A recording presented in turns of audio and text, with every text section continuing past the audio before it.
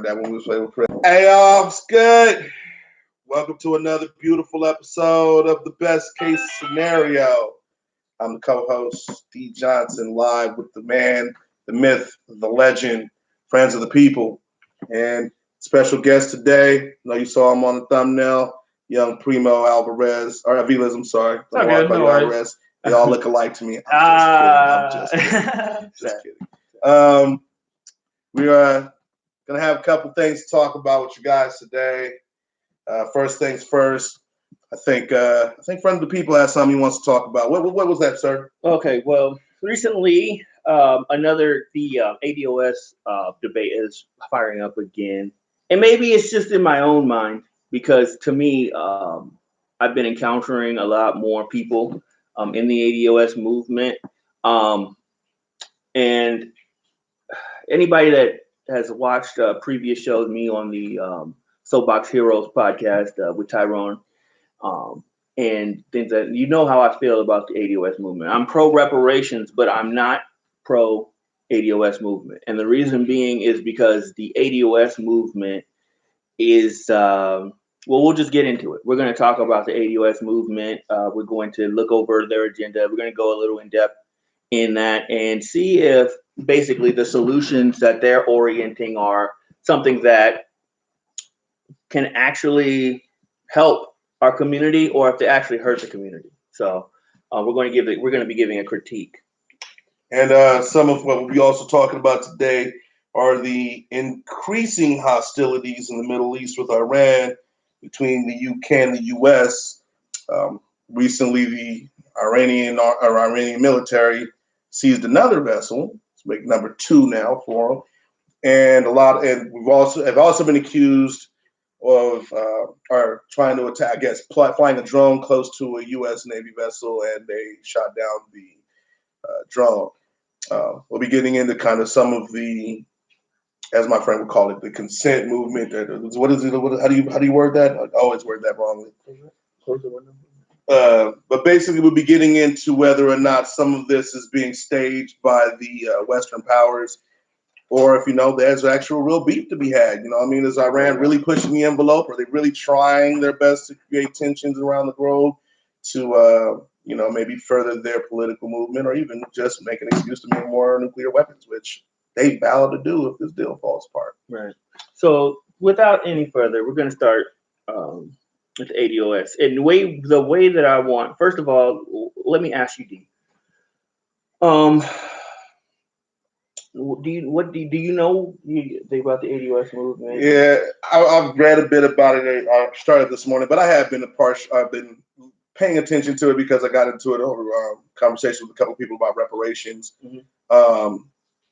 I'm a firm believer that the American descendants of slaves, they do have a point, but I don't like any discrimination from any descendant of a slave because England's very, very culpable just as much as America. You mean that's not what it means? ADOS, any descendant of a slave? I thought it did. When I first learned about the movement, I was like, hey, I was with it until I was like, wait a minute, American descendants of slaves. Like, well, yeah. There's a lot more slaves. There's a lot more countries that have slaves, and I get it. America's probably the one with the most violent slave history. Recorded. I mean, that's what people would say. But if you think about it like this, when they say American descendants of slaves, are they going to be including the South Americans, Central Americans? Because that's what I was thinking. There's far more descendants of slaves in Brazil. There's far more Brazilian slave people that did their service in Brazil, did their service on the islands in America. Mm-hmm. And even when those countries found themselves indebted to other colonial powers such as Spain, because we were, of course, a British power in America here, right? Mm-hmm. Also, when they found, and then an American institution of slavery, right, after the independence. But when these other countries found themselves in independence, they still found themselves under the American homogeny in terms of their of a controlled sphere of influence. America did have a great deal of influence in terms of how those people were treated. Because remember, ADOS is not just about slavery. It's about the descendants of slaves and things of what happened in America and part of the history, things, Jim Crow laws, redlining, yes, apartheid and things of that nature. But these practices were also commonplace in South America to Black people as well. In Africa. Right. And even though those countries had their own governments, those governments were still, in a sense, vassal states to America in a Madison doctrine type, a Monroe doctrine, type of sense. So what I'm saying is the first critique that I have of the ADOS movement is that their movement is not an international movement. Yes, it's a very marginalized movement, very localized movement, and it would have a lot more. I think it would have a lot more steam at this point if they did. Well, they would have a better case, because their whole thing is about this. This is a case. This is a civil case, in a sense, right? Nobody. They're not calling for any criminal charges. No, they're not calling for anyone to be locked up. This is punitive damages. They want punitive damages. They want back pay going back. They want things to be more equal. But you can't do that if you're not looking at the whole community that has gone through slavery. And as long as and as long as you do not look at this from a broad perspective in terms of that, your justice for American descendants of slaves that just happen to be living in America, because a part of that slavery experience and a part of that diaspora was the continued spreading of Black people after slavery into Canada, into Mexico, and into Central America, where they just wanted to leave the United States. Yeah. And so those people's descendants would apparently be left out of the experience of the reparations experience. But because that's because you guys, the scope is small. And when you internationalize this thing and you make it more of you broaden the scope, when you broaden the scope, then you will then fully have an opportunity to fully accommodate the people that you're trying to help. Or not just that, of course, you're going to see much more support for your movement, and that's kind of the problem now. It's a global problem. It is, and that's a very good point. Address it as such. And one of the things that I found very, very disconcerting when I was doing my research on them over the last couple of days, to have a good movement, you need, like I said, support. But one of the things that people dislike about movements is who they do not include. And they are going out of their way to make it almost seem like they don't want help from other people because they're trying to keep the pool of money that's going to be paid out if reparations were to happen small. Mm-hmm. And I believe that it's really a money grab. Not necessarily the fact that, reparations isn't something that people deserve, because I think it is. There has been great damage happen, and I believe that reparations is just a natural thing in our society in terms of how to handle those things. But also, I believe that the people that are in power in some of these movements have to be licking their chops, because they're going to end up collecting quite a little bit of money. Right. Making a certain niche within that social movement, or within the payouts, within the, the allocation of these funds, because reparations isn't just about giving people money. And according to the ADOS movement, it's not about just giving people money. It's about actual social change to bring about equity. So what I want to do first, because I don't want to misrepresent them, right? We're going to go, they have what's called, if you go to the ADOS101.com, which is their official website, we're going to look at some of the demands of the ADOS movement, and we're going to begin to talk about them. So when you go on there, they have a page, it's called the Black Agenda, okay? But I'm going to just see if I can't just start on their homepage. I'm going to start on their homepage here. See, and are you there? Yeah, I'm already here. Look, the first thing that I was noticing about what they're talking about is wealth inequality. Now, racial wealth inequality has been an issue for centuries. I mean, immediately upon us getting free. Well, before we do that, let's talk about the leadership of ADOS, because that's where you're going to be able to get more information. Those are the people that are front and center in the movement, and that is representatives of the movement. So and it's going to give you a little insight into the heart of the movement, because everything kind of trickles down from the leadership, right? So let's start with that. So the ADOS was the brain trust of Howard graduate and the host of Breaking Brown political show, Yvette Carnell. Look her up, please, for me, Chris. Yes, right here. And then UCLA alumnus attorney Antonio Moore, who hosts the weekly show Tone Talks. ADOS, which stands for American Descendants of Slavery, seeks to reclaim and restore a critical national character of the African American identity and experience, one grounded in our group's unique lineage and which is central to continuing struggle for social and economic justice in the United States. Now, it sounds great. The only thing I would say is, when he's talking about unique lineage, the only thing that's unique in terms of the lineage of the African American is that our boat got off in America, and then some people's boat got off in Brazil. You go down there to Brazil, and you're going to see Black people that look just like me and Dee. You're going to see people that look like Chris, and you're going to see a wide different range of people, and they were all descendants of slaves. Now, here's one thing that me and you talked about before, and they've gone through the same kind of struggles in terms of living in an apartheid state and being marginalized based on the color of their skin. Now, here's one of the things that me and you talked about before, and I've always felt that the American slavery experience is unique in the simplicity of the extent to which they went to break apart families and to dehumanize the Black people in America. Are you assuming that wasn't happening? No, I'm not. But I'm just saying, in a lot of the experiences that I've read about slavery across different countries or in different places, like in Europe, the slave was not seen as less than a human. They were just seen as somebody who was in debt. Like, I'll take it back to Pompeii. And in Pompeii, a slave was able to live with their entire family and go home at the end of their slave day, if you will, and they were able to eat with their children and their wives. And at a certain point, they could even buy themselves out of slavery and, in fact, own slaves. Right, but that's why I'm keeping this in the scope. We're talking about scope of the modern day transatlantic slave trade. No, and that's what I guess I'm getting to, is to say it wasn't until we really got to this point in slavery in America where the goal was to make the property or the chattel that was us feel more animalistic. It was a much more dehumanizing effect that took place here in America, as far as setting back education. They didn't want Black people to know how to read. They didn't want a slave to know how to read. They kept the plantations far from one another because they didn't want slaves to understand each other's experiences, but more importantly, they didn't want them to communicate. You have information on Yvette Carnell? So it's just when they say unique, I kind of get what they're driving towards with that statement.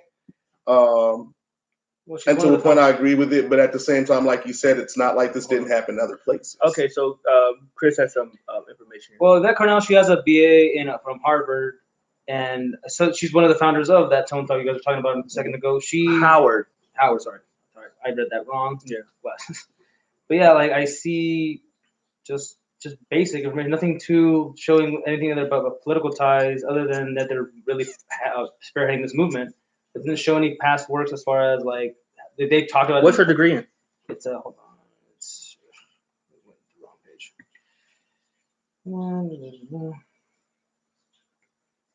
Have you ever watched the Breaking Brown political show? No, I haven't watched Tone Talks either.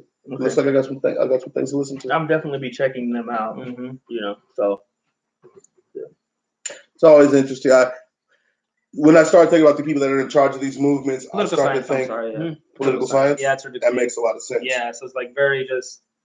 No, it's political science. Political science, and it's crazy when you start talking about anybody in political science. I'm always biased about listening to what they have to say. That's my little comment about political science. Because I'm a political science major. Bro. No. I always say it's because you have to pick a side on things when you're in politics. It's just the way it is. That's life, right? And it is. But that's why I always look at it with a bit of bias, because I'm always trying to figure out what side you're actually really on. I'm trying to see what they're selling. Are you on the side of justice, or are you on the side of progression for yourself? I'm always skeptical. Is it something for the people that you're trying to do, or are you trying to elevate your position in whatever movement or in the party that you're affiliated with? Because she obviously would be. And I mean, I'm not saying that there is politics is totally about who and how assets and authority is allocated. Yeah. So there's going to have to be, like, we have to have a president. There has to be a president. So someone has to want to ascend to that.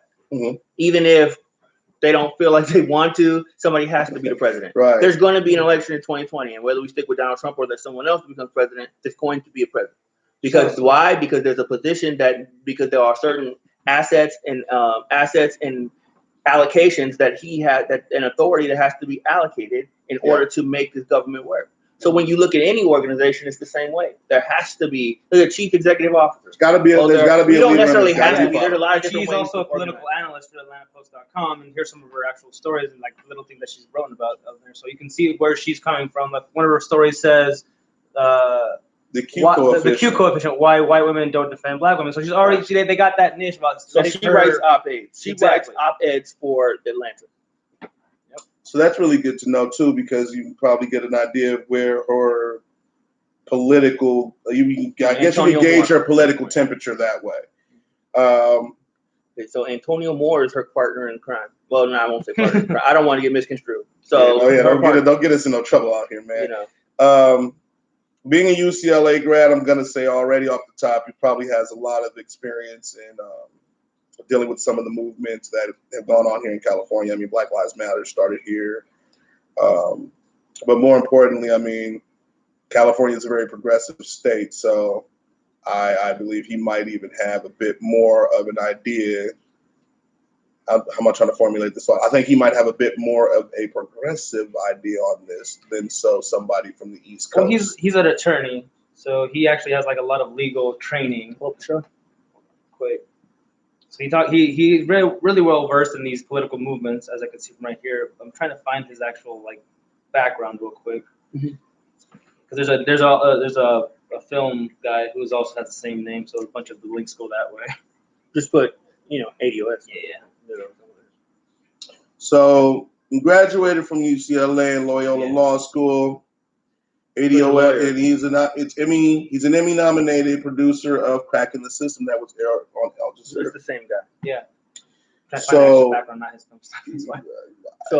I'm reading some of his tweets. One of his tweets on July 9th says that this is why the ADOS is the most necessary movement for Black people since the era of Black Power. Mm-hmm. Obama created an entire issue for us to claim our own racial oppression. And I'll touch on that. A lot of people loved Obama as a president. I've done a lot of homework and research on Obama, and I've come to feel that as much as he helped us as much as he helped put the spotlight on us, he set us back because now even him as a leader didn't believe that reparations was something that was necessary in his 8 years of office. Okay. And that was very, very, I agree with him on that. We should have had a president at that point that stood up to at least say, we need to open this conversation up. We need to make this something that we at least bring to the table, because this isn't like it wasn't something that was promised to us. Well, and that's one of the things that America can't deny, is that it was a promise. Sure. I think that Obama was a guy that I guess considered himself charismatic, certainly a charismatic guy, but considered himself a mender of bridges, a builder of bridges. Mm-hmm. And he was always looking to try to go across the aisle to both sides of the aisle in order to try to get Republicans on board with things. And I think that, okay, if you're a Black person and the first thing you say is reparations, you're like, oh.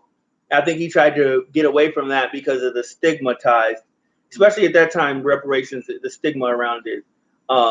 It was even worse than it is now. I think it's still very unpopular. I still think it's very unpopular. And that's one thing that I do commend the ADOS people. They're trying to fight their fight, and it's a very unpopular subject at this time. There is one legitimate presidential candidate that is kind of the tip of the spear when you're talking about the reparations conversation from a standpoint of politics. And that would be Marianne Williamson. Actually, there's three: Marianne Williamson, Kamala Harris, and Bernie Sanders. But they don't talk. No, Bernie Sanders is not really a proponent of cash reparations. No. Out of the three that I just named, even what I was reading this morning, Marianne Wilson is the only Williamson. I'm sorry, is the only one that's forthwith about getting it done if she gets elected. Williamson's running like that's one of her main. That's one of her main platforms. Calling reparations a necessary step in the moral and morality, right. Where white people are repaying black people, or the government is repaying black people for the atrocities. And I mean, I tend to agree with her. I don't know how good she is at actually marketing ideas.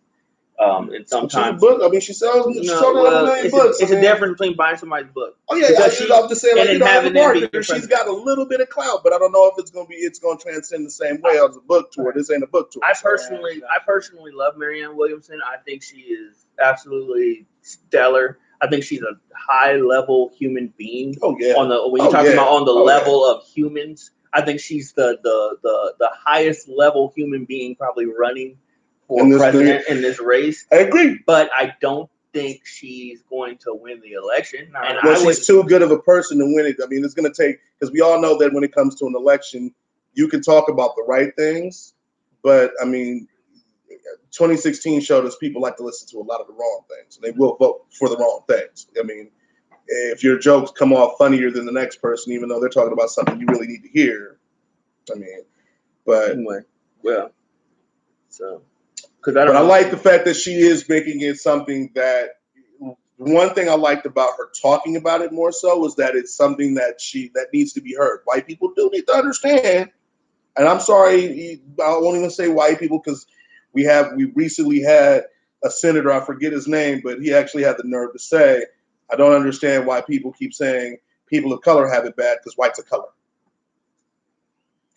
Caucasian people, or Anglo-Saxons, for lack of a better term, or we'll even go back and all the white people. I will take it all the way back to say the colonizers of this country. So we can really cut to the meat of it, so they can stop trying to use, the rhetoric to their defense. The colonizers of this country have got to start to acknowledge that what it was what it was, and it still affects us today. It is not something that, like, one of the proponent arguments that I hear about reparations is, this is not the past. We're past that. This isn't that same time. We're not in slavery anymore, so you guys shouldn't be worried about what happened before.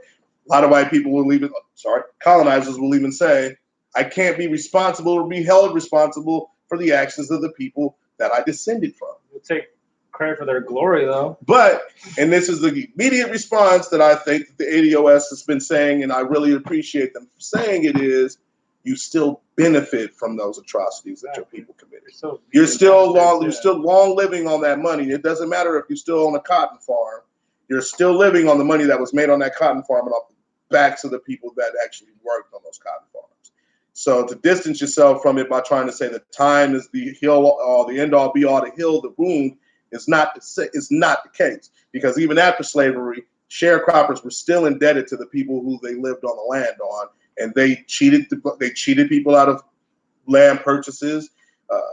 They made sure they had no say in court about the contracts that were violated by the colonizers that even gave them the little bit of land that they were living on. So I think that the mindset of American capitalism is the main ideological mindset that is preventing the advancement of ideas like reparations. Because capitalism says that when someone is on top, that they got there on their own. Yes. That they didn't need anyone. That they are their ideas, or the strength of their ideas and the power of their leadership is what got them there in a sense, like in a bubble. You know what I mean? And and their ability to pull people together, these abilities, which are all good abilities, but you cannot leave the other part undone. The fact that America is economically in the place that it is, the economic power and might of America allowed you to become who you want. Amazon. People say, well, why wouldn't Amazon leave to another country? Because Amazon wouldn't be Amazon in another country. No, of course not. They wouldn't have the same. they would have never became Amazon. They can pretty much go anywhere now and prosper where they want to be, right? Yeah. But they could. But they couldn't do. It would not have been a Jeff Bezos in another country. You couldn't have taken Amazon to Mexico and started it in a garage. Right. Let's just go ahead and be honest. You couldn't have started it in. Let's even get a little closer. Someone with a northern. You couldn't do it. You couldn't have done it in the UK. No, you could not have done Amazon in Switzerland. You could not have done Amazon in Canada. You could not have done it. It is the economic might of the United States at this time period, and the reason that United States is looked at and as an economic superpower is number one, of course, their access to natural resources, yes. Of course, and then number two, though, the fact that for a good part of their its existence of their existence in the agricultural age. See, that's the thing. Slavery was more important in the agricultural age. That's why it certainly was. And slavery gave the United States a humongous advantage in the agricultural age as they transitioned that wealth into the industrial age. The only reason they were able to make such gains in the industrial age was the fact that they had, of course, access to the natural resources and a head start that came from slavery in the agricultural age. When you don't have to pay for the labor, it's all profit. It's all profit. That's right. And now with that industrial advantage, they took into this current age, which is the information age. And you see that where the advantages in industry, the advantages in agriculture, and the advantages in information have all now combined to create Jeff Bezos. Right. Exactly. So now we have to acknowledge. And in turn, sorry to cut you off, but in turn has created again almost a near slavery population in the low class, or I shouldn't even say low class, but the lower paid worker. Right. And and that's the thing too about America. It set the tone for that. Slavery set the tone for the socioeconomic caste system that you see in American capitalism today. It's sad that Amazon's the primary story maker for most of this, but I mean, this goes even back to Walmart. Mm-hmm. Before there was an Amazon, and Amazon got a lot of credit because when they started, they were a way to get away from what Amazon was doing, which was the same thing. Like they literally were having people come in and work 30, 32, 31 and a half hours, so they couldn't pay them benefits. So they were still part-time, but you were still able to say you had a job. They still were able to say they were working, right. But there was a caste system in place to let you know, like if you haven't slaved away enough for us to the 5-year point when we're going to vest you in, you really are just a cog. But anyway, back to what you were saying, sir. I'm sorry. Right. So basically, when you're talking about the the agricultural age, the first thing that slavery did was it established that there is a caste system. Yes. That there are haves and have-nots, and that came straight over from the European capitalist economic system. Yes, sir. That started off by using these colonies and not representing these colonies, but drawing off those natural resources and using it in order to create power and wealth in their home countries and to dominate in that European sphere, because there was a lot of tension and competition and war and vitality in that sphere. Okay. And in order to get an advantage in that sphere, they needed to be able to draw natural resources. That's why, in which Europe is very low compared to the rest of the world on natural resources. So that's why they had to, at that age of exploration, when the age of exploration started off, Spain was at war, so they couldn't really take advantage of it. They're at war with the Moors. Yeah. But Portugal secured some of the best trade routes. So Portugal secured some of the best exploration. Yeah. And they had some of the best advances, technological advances in exploration. They were ready. And they dominated the beginning of the exploration age simply by that. And then because they dominated the beginning of the exploration age, Portugal became the most powerful country in the world at that time.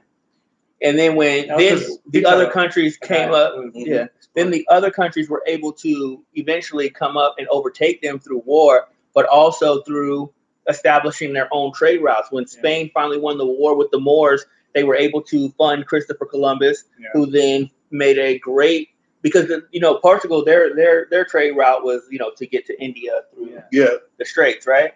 But when Christopher Columbus went over there and discovered that there was another area to which Spain could take those natural resources, and they began to make great gains, and they became very powerful, and they went to war with England.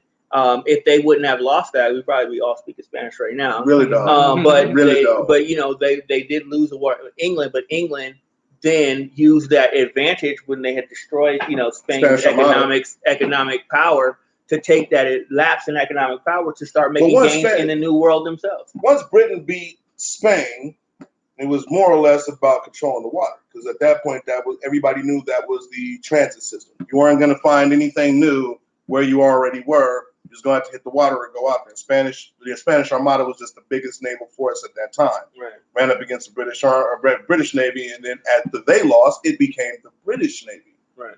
That was the most powerful navy. And it also made it so Europeans found out that they didn't have to go to the east to trade. Right. Yeah. Right. They could go and because draw the Chinese natural resources, and they didn't have to trade with you. They could just draw natural resources off of these colonies, and they were getting them free and making money hand over fist. And find. And the one thing that they found also, and this is what they learned. This is what the English learned from the Dutch. Immediately after winning the war, they learned there is an easier way for us to have the labor to get these resources. We don't have to send our people to break their backs. We can go into places where there's already people that'll do the work, who are technologically behind us, so they can't fight back. It wasn't technology, though, when it came to colonizing the Americas. No, I'm talking about slavery. I'm talking about slavery. When an Englishman came off of a boat, you have to think. There's people hunting with bows and spears, sees a boomstick.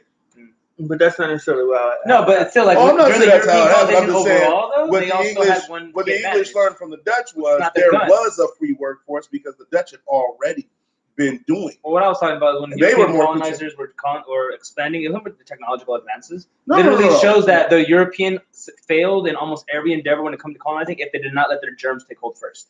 This is true. Yeah. So it wasn't even like that. Because in Africa, they have seafaring boats, and then there's like a big ass landmass. So these people had technological advances that they didn't even need because they understood how they were not dumb. They didn't need boomsticks. They had other shit to take care of. So when it came to how the Europeans, they needed our resources, so they just got their own natural resources, which is the germs. Well, you have to understand that in the Congolese part of Africa, which is where the Dutch began their conquest, it wasn't that way. It was very much the people were an indigenous people, but they weren't. There was warfaring people, but they still went about war in their in their societal methods. There were hand-to-hand weapons. They were hand-to-hand fighters. I mean, if you watch the movie Shaka Zulu, it's a prime example of what we're talking about, where when the British decided to come over there, they tried to come over there friendly at first. And Shaka Zulu and all the other tribes were like, no, we're good here. We're good. So let's just go ahead and dive into, because without going off. Yeah, we went all the way to colonizing and all that. We did another show. But we're going to go into, the piece by piece. We're going to read portions of what they call their Black agenda for ADOS and the Black New Deal. And then we're going to simply talk about what our impressions are and the overall question is, hey, do they help or do they harm? And a shameless plug, check Tone Talks out. It's on YouTube. His very first subscriber, of course, is Yvette Carnell. So check into it, listen to it, draw your own opinions. We always tell you we're welcome to hear you guys' opinions on this stuff. But I really don't. I've seen him. I haven't seen his show, but I've seen him talk. I don't like the dude. I don't. I'm not gonna say I don't like him. I don't agree with him sometimes. Sometimes I really agree with some of the things he says.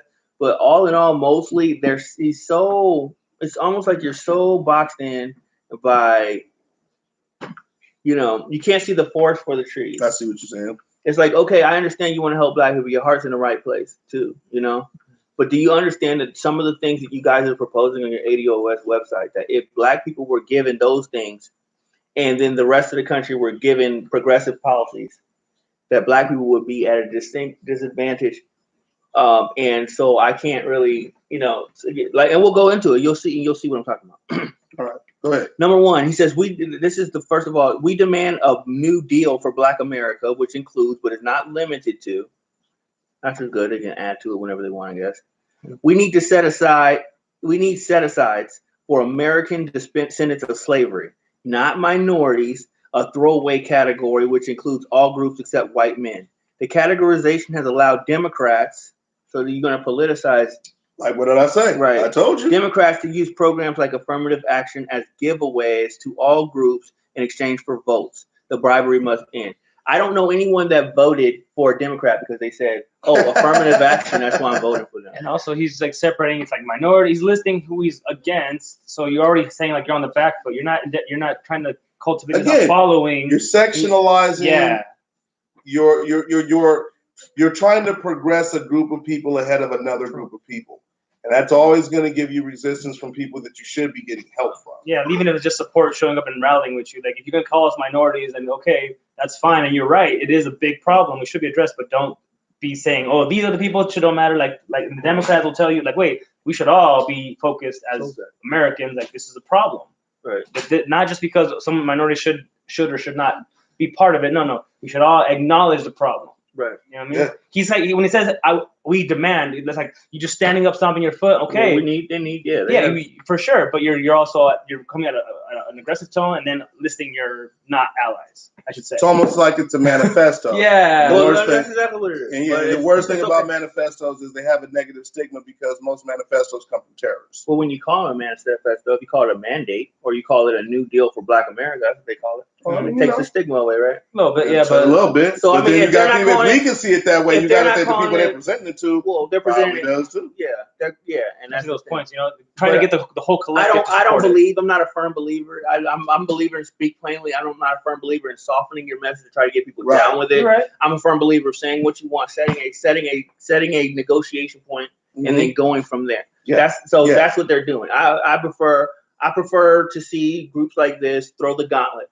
Good. And then to say, well, let me put it in a way. No, don't be. You can't pussyfoot with it. They're fighting for people that they love. They're fighting for a cause. Fight.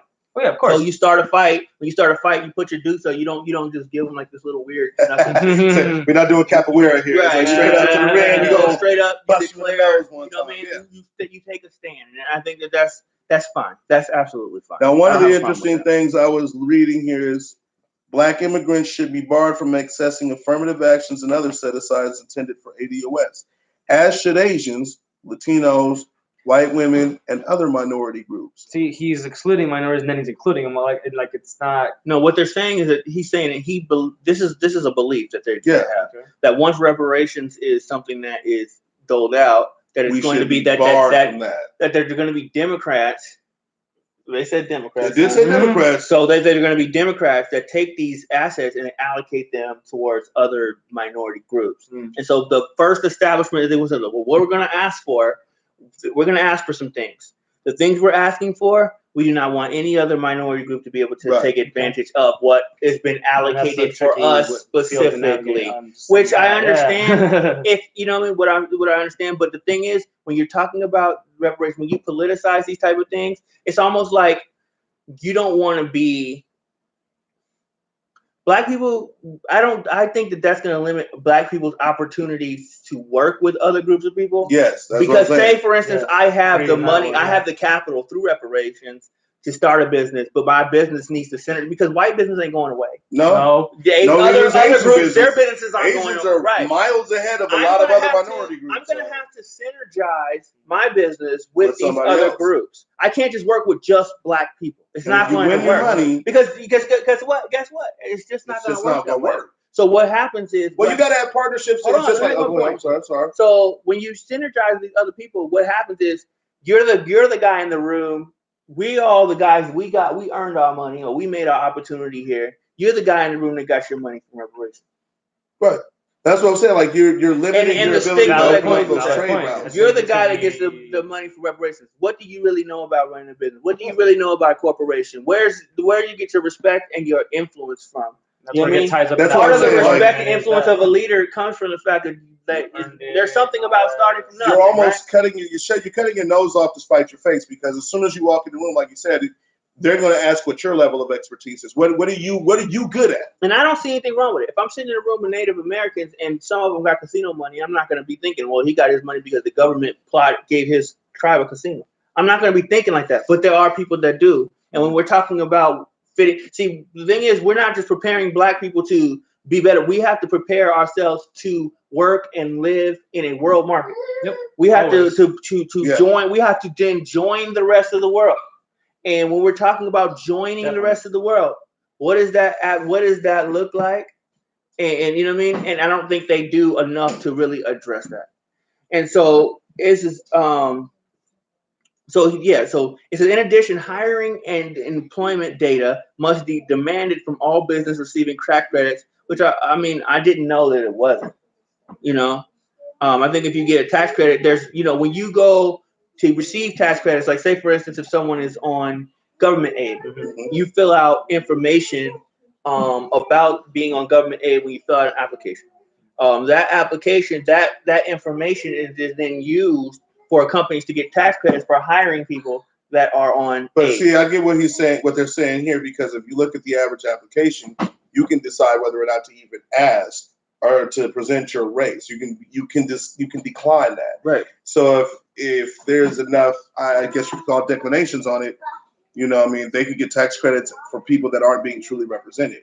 And so they should definitely be able to demand that data, because if you're getting a tax credit because you have 30 or 40,000 Americans that are American descendant slaves on hand, then yeah, you want to make sure that these businesses actually do have American descendant slaves on hand, and not just Black people or not just minorities, because that's the whole point about it. On the spreadsheet, this is how it's being distributed, how it's not going to the right places. You're right. Well, they're telling you why they're using what they want the data for. Yeah, so they're saying that the business is receiving tax credits, incentives, and government support, as well as governmental agencies, national, state, and local. So they want to get all the data together, and it says it's our belief that this will show that there are minimal, if any, ADOS professionals in fields, including but not limited to engineering, medical, legal, and tech. Now, when you fill out the federal, because whenever you have a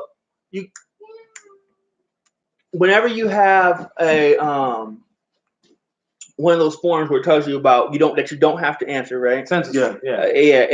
For a job application, because they're talking about businesses doing this and governmental, so definitely the census. Yeah. You don't have to. You do have to answer information about race and things like on the census or the census form. That was one of the things they were trying to get on the next one, right? No, they're talking about citizenship. That's a whole. That's another show. Yeah, but they're basically when you're talking about the breakdown, they'll have the non-Hispanic whites, right? Mm-hmm. Then they'll have Hispanic whites, right? Mm-hmm. They'll have Hispanic other Hispanics, like non-Hispanic, and then they'll have African descent. Mm-hmm. Mm-hmm. So when you're talking about those numbers that they're going to be gathering, the forms don't have ADOS. They have African American / African descent. So what they're going to be including, or just Black, or Black, right? So what they're going to be including in that data is also Africans,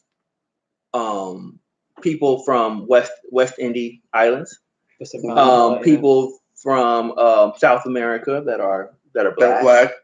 By skin color, right? Indians even. Or even or they may call themselves Hispanic Blacks, but there's some people they're like, hey, Afro. What they're trying to do is they're trying to narrow that line down. If you're an Afro-Latino, you're a descendant. Yeah, that's right. That's why they're trying to make sure they narrow that line down to where they're tracing it back to literal descendants, and also indigenous Black people, and not like the Ghanaian. I want to say that wrong. Ghanaians, is it Ghanaians?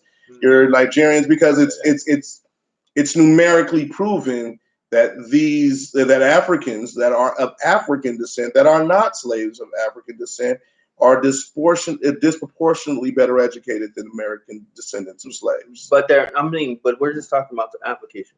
No, I'm just saying the reason they're doing it is to show that even the Africans that are in these jobs, because that has been a defense of a lot of the corporations over time, is that Black people are not getting marginalized. They have the opportunities, but these are not the Black people that are actual descendants of slaves. Right, but if you look if you just go by the data, there's not going to be a difference. Between an African doctor, which there's a lot of doctors that are African, and then EOS doctors, which there are of lower.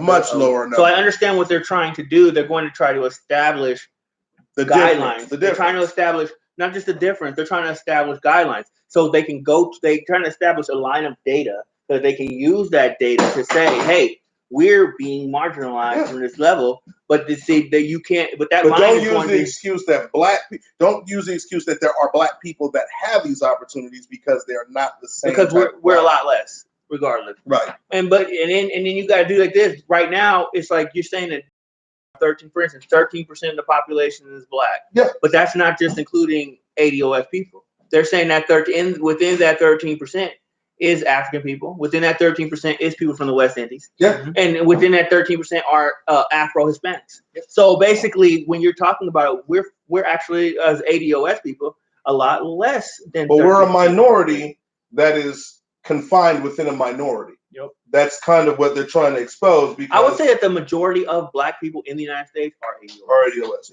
Yeah, of course. So, America's bad, except because it's like it was most prevalent within here. That, within that population, though, it's not a monolithic ethnicity.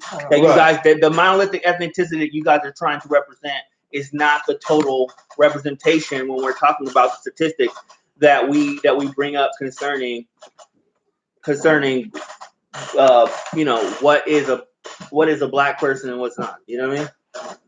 Or what's a descendant of slavery and what's a black person? Because the rules, the guidelines get blurred when you start talking about black people. Because they're always going to say, hey, Dr. Nkwando is just as black as Robert Kelly. But the surname Kelly, we all know, isn't even a surname that comes from... Hand me those worms that you mind. It's like some candy or something. Oh, there you go. That's like worms. But the surname Kelly, the surname Johnson, those are surnames that were given to us by the people that were our owners. That's not a name that is indigenous to us. My mother did a very good job of giving me the last name Shangamire to kind of give me a little bit more of a, I guess you would say, outlook on my heritage, but that doesn't change the fact that affirmative action. Johnson is still it's still my name. It's still the surname that was given to me, passed down to me from my father, passed down from his father from his father, going all the way back to the time where some man named Johnson, who was not white, owned us. So there's a huge difference to being black and then being an ADOS that I see that they're trying to show. But again, my whole point is when you're to be contrarian about it, is it doesn't lead you to have any support or any help in the situation. Because if you're going to start marginalizing us away from the people that are actually well educated or that could share the same traits as us just on skin color alone, they're not going to be as quick to support us, nor are they going to be as quick to do business with us because they know they're better educated than us. Mm-hmm. And all we have is money to bring to the table, and that does not really help you in a situation.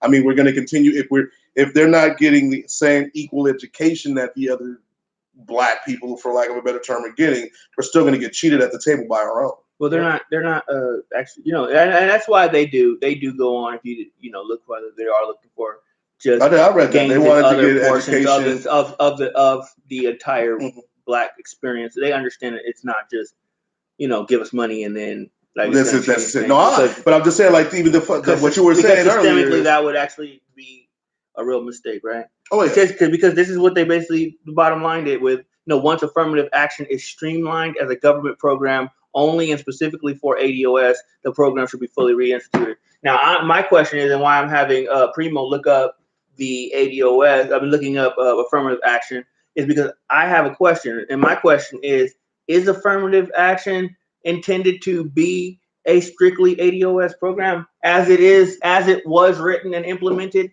in the beginning? In the U.S.? No. But there's affirmative action policies throughout the world. I'm saying. No, we're talking about the American one. Yeah, of course, in the 60s.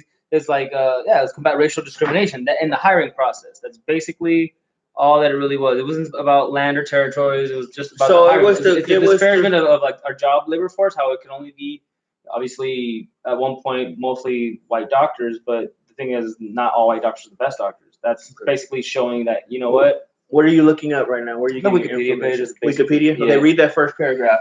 Concept of affirmative action was introduced in the early 1960s in the United States as a way to combat racial discrimination in the hiring process, with the concept later expanded to address gender discrimination. Mm-hmm. Affirmative action was the first created on Executive Order 10925, which was signed by President John F. Kennedy on 6th of March 1961, and required that government employers do not discriminate against any employment or applicant for employment based on race, creed, color, or national origin, and take affirmative action to ensure that applicants are employed and that employees are treated during treated during employment without regard to their race, creed, color, or national origin. Okay, so very basic, you know. Yeah, very basic. So, but it answers the question. It says that this is saying that once affirmative action is streamlined as a government program only and specifically for ADOS, the program should be fully reinstituted. Now, the thing is, that's not it was never the intention of affirmative action to be specifically for ADOS people. But now you want to change. So now you want to change affirmative action into something that it wasn't in the beginning and then reinstitute it. And however, then repeal it though. However, you're asking for this is one of the things that I start to get a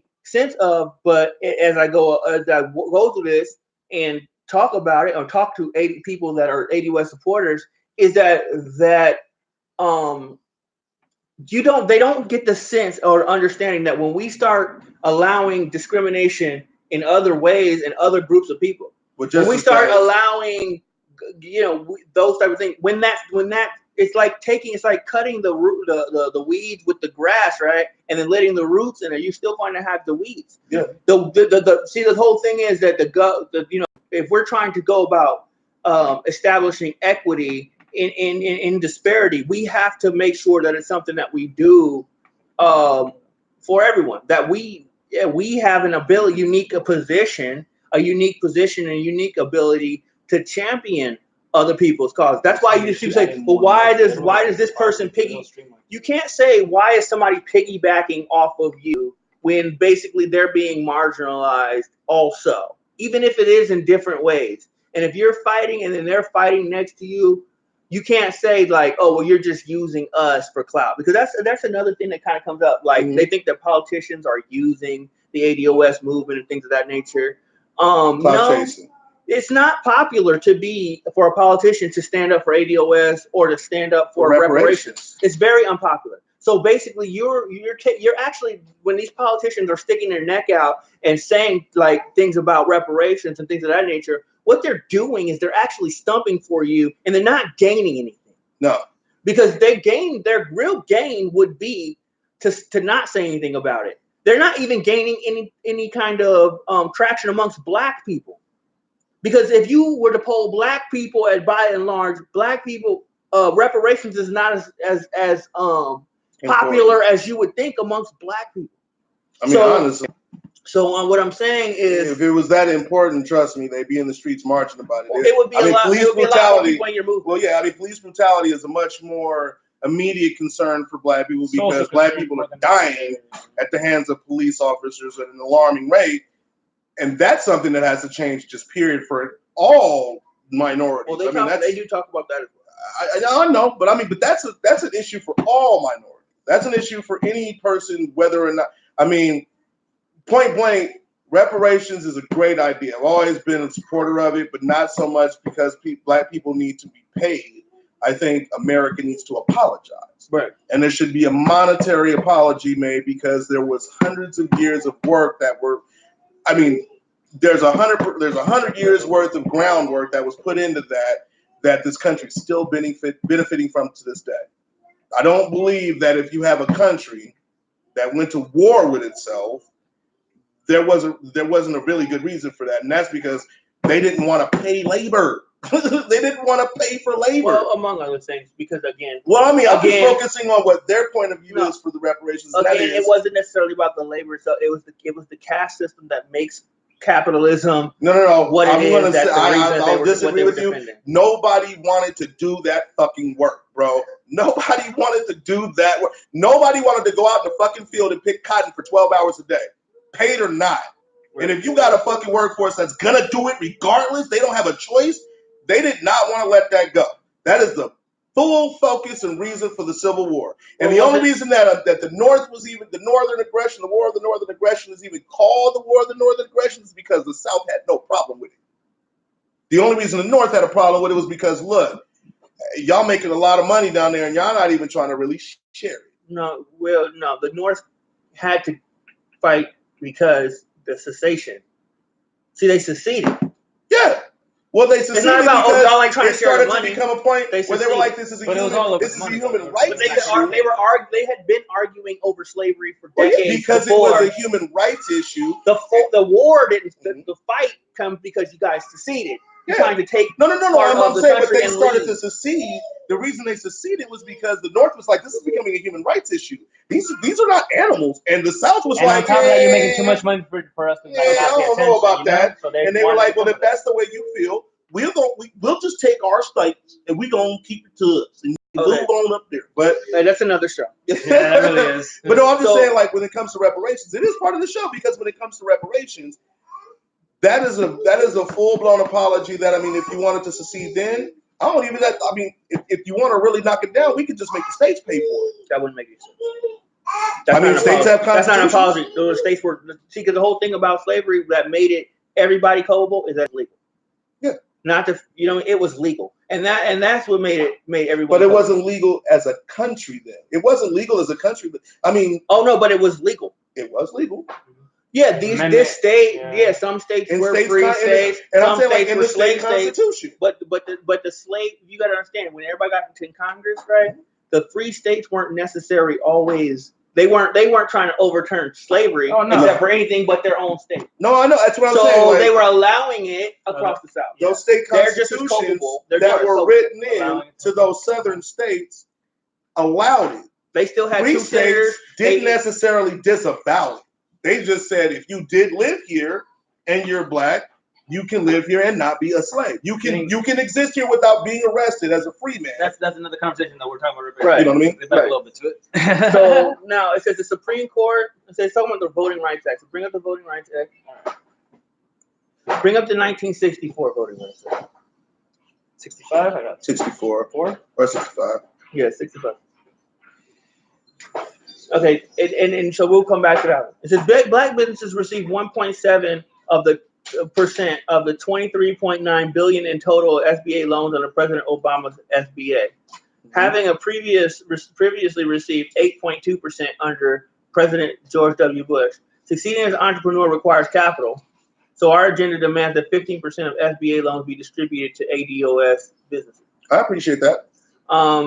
Well, just saying they received 1.7% of the loans, and then previously they received 8.2%. That doesn't tell a whole story, because I want to know, was there a difference in the amount of applications?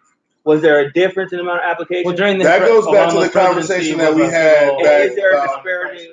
Yeah, and what race did the race play in the acceptance of the application? So remember when we had this conversation on Me Knowledge about the real estate market? Mm-hmm. Under George W. Bush, the real estate market was close to the bubble, but it didn't pop. During his term, it did pop. And what that did was it adjusted the way that paper credit was looked at.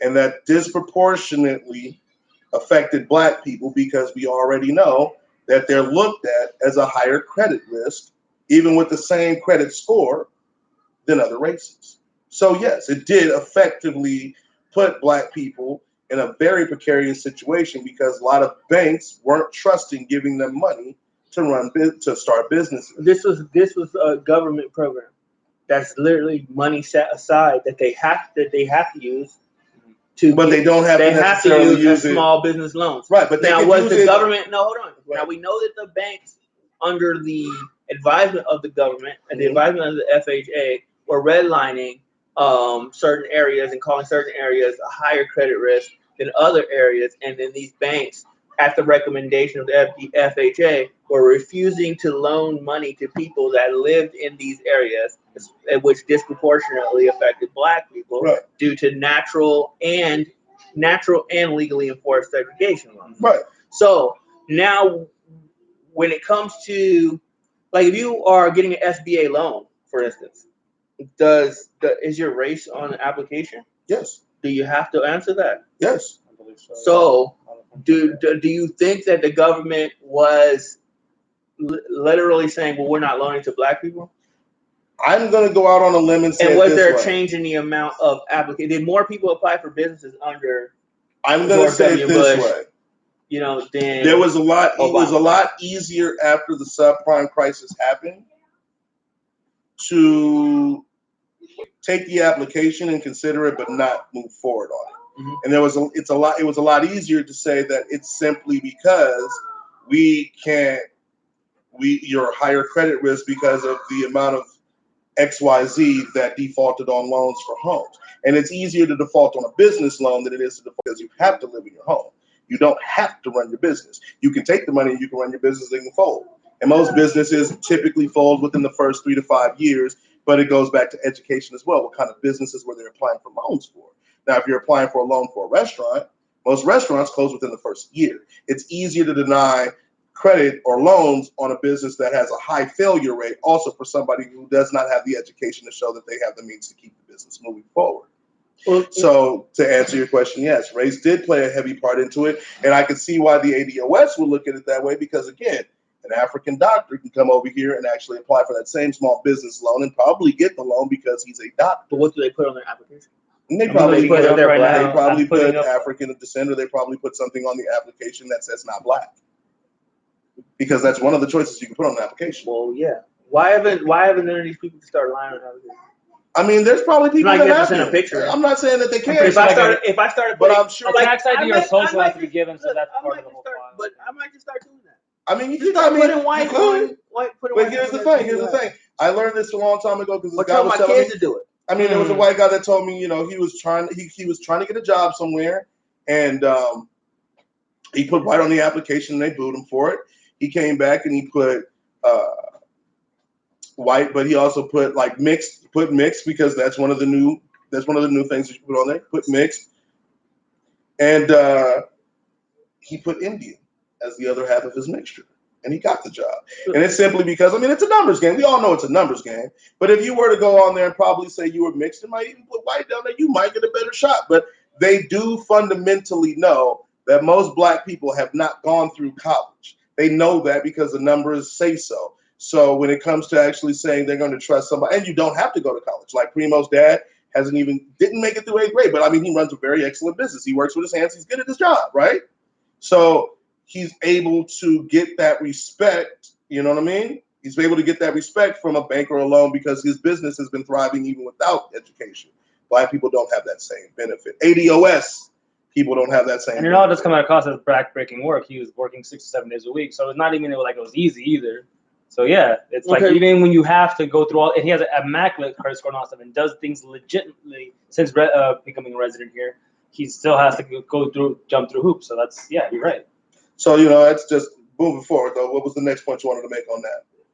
Okay, so basically we're talking about, so it's nothing. There's really nothing wrong with 15%. But I'm like, when you're talking about ADOS businesses, is there? I just wonder what the criteria. Just any ADOS like first come first serve, 15%. I don't know. Or do we talk about? Do we then go into out of that 15%, do we have who has the best qualified? Of that 15%, do we have the most needy of that 15%?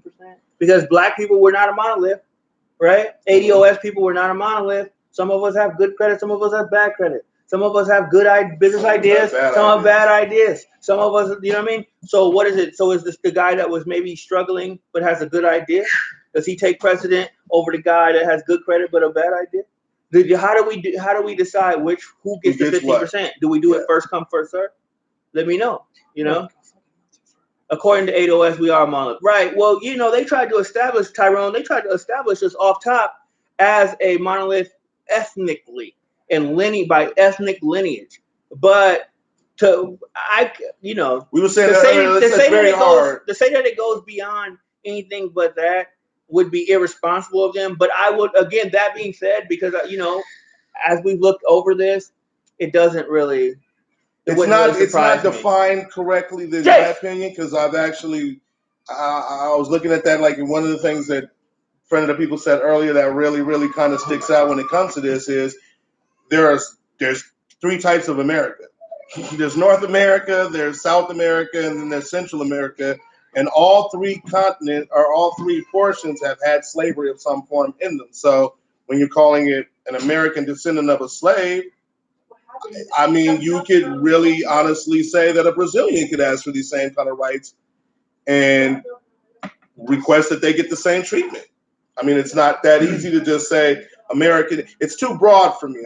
I guess at the end of the day, for me, it's just too broad a statement to, to be a monolith. Because there's way too many people that can be involved in that movement and actually want to be a part. Not want to be a part of it, but say, well, hey, that's me too.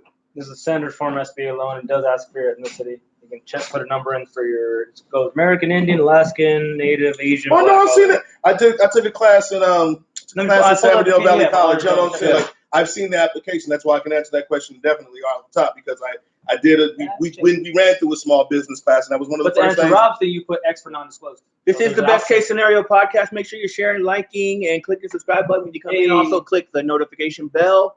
Make sure you get everything that the Soapbox Heroes Network has to offer. By the way, I wanted to say about this whole situation about reparations. What is the monetary? What we haven't even touched on.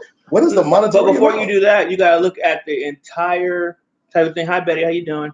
And then, but okay, so there it is, right there. All of that. Listen, we seek a multi-billion-dollar infrastructure plan targeted to ADOS communities, including but not limited to the Black Belt. I don't live in the Black Belt, right? Flint, Michigan. That's good, right? A Reuters examination published in 2016 found 3,000 cities with poisoning rates higher than Flint.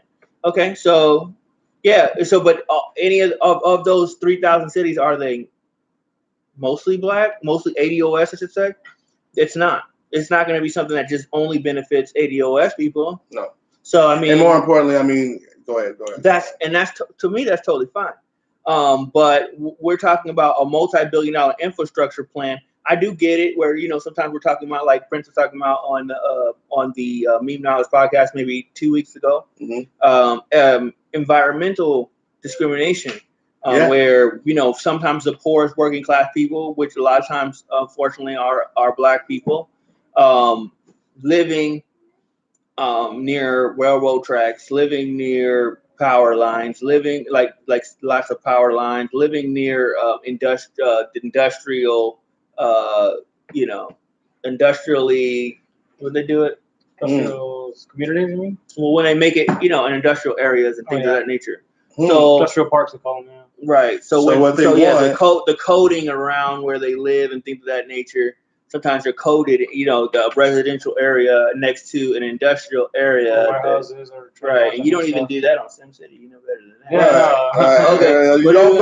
You don't put the sewage facility next to the apartments, right? Right. It's going to be low value, and it's going to be, the people aren't going to be very happy. But we're living in those kind of situations, living near freeways and things of that nature as well. So what they want is to residents of majority ADOS areas that have been poisoned under federal, local, and state government watch, such as not only Flint, Michigan, but Denmark, South Carolina, and others, must be financially compensated for the benign neglect of the EPA, that's Environmental Protection Agency, and the government in general. The Justice Department must also institute protections with exact heavy fines and federal criminal prosecution for future offenders. Here's my problem with that. Who polices the police? Yeah. Because the EPA has gone through at least 2 different directors in the last, 8 years, and neither one of them have done anything. That EPA is going to always have different directors. Right, but what I'm saying is, one EPA director, white people have a real nasty argument about that, because one EPA director was like, I don't care about how many people are dying from cancer from coal exhaust from the factories. It's fine. Well, the thing is about the EPA is the EPA is a cabinet position. Yeah. And the cabinet of the EPA serves at the leisure of the president. Yeah. So when you think about, like, for instance, when the EPA in Obama's term, they acknowledged things like climate change. Yes, they did. When Donald Trump became president, the EPA's policy on climate change changed. So there's not going to be the consistent policies. The enforcement. There's not going to be consistent enforcement of policy, as Dee was alluding to. That as those change, as the director, as the president changes, the policies of the EPA and what they enforce and how they enforce them are going to change as well. So when you're saying exacting heavy fines, there are things that companies are doing now that the government is supposed to be exacting heavy fines for. But if you're talking about companies like things like OSHA violations, things like EPA violations, things of that nature, they're simply not being enforced. They're not sending out the proper checks and things of that nature. The different watchdog groups that are to do these things like Greenpeace and things like that. Their presence in as far as special interest groups are being marginalized right now. This is something that is going to ebb and flow depending on who the president is at any given time. So yes, while we can put the regulations in place, we cannot necessarily guarantee the level of enforcement to be consistent. And whenever the level of enforcement drops, you know that the first group of people that are going to be affected in those areas are the poor and disenfranchised of the ADOS. So so my question would be, because I understand the premise behind it, my question would simply be, how do you keep transparency?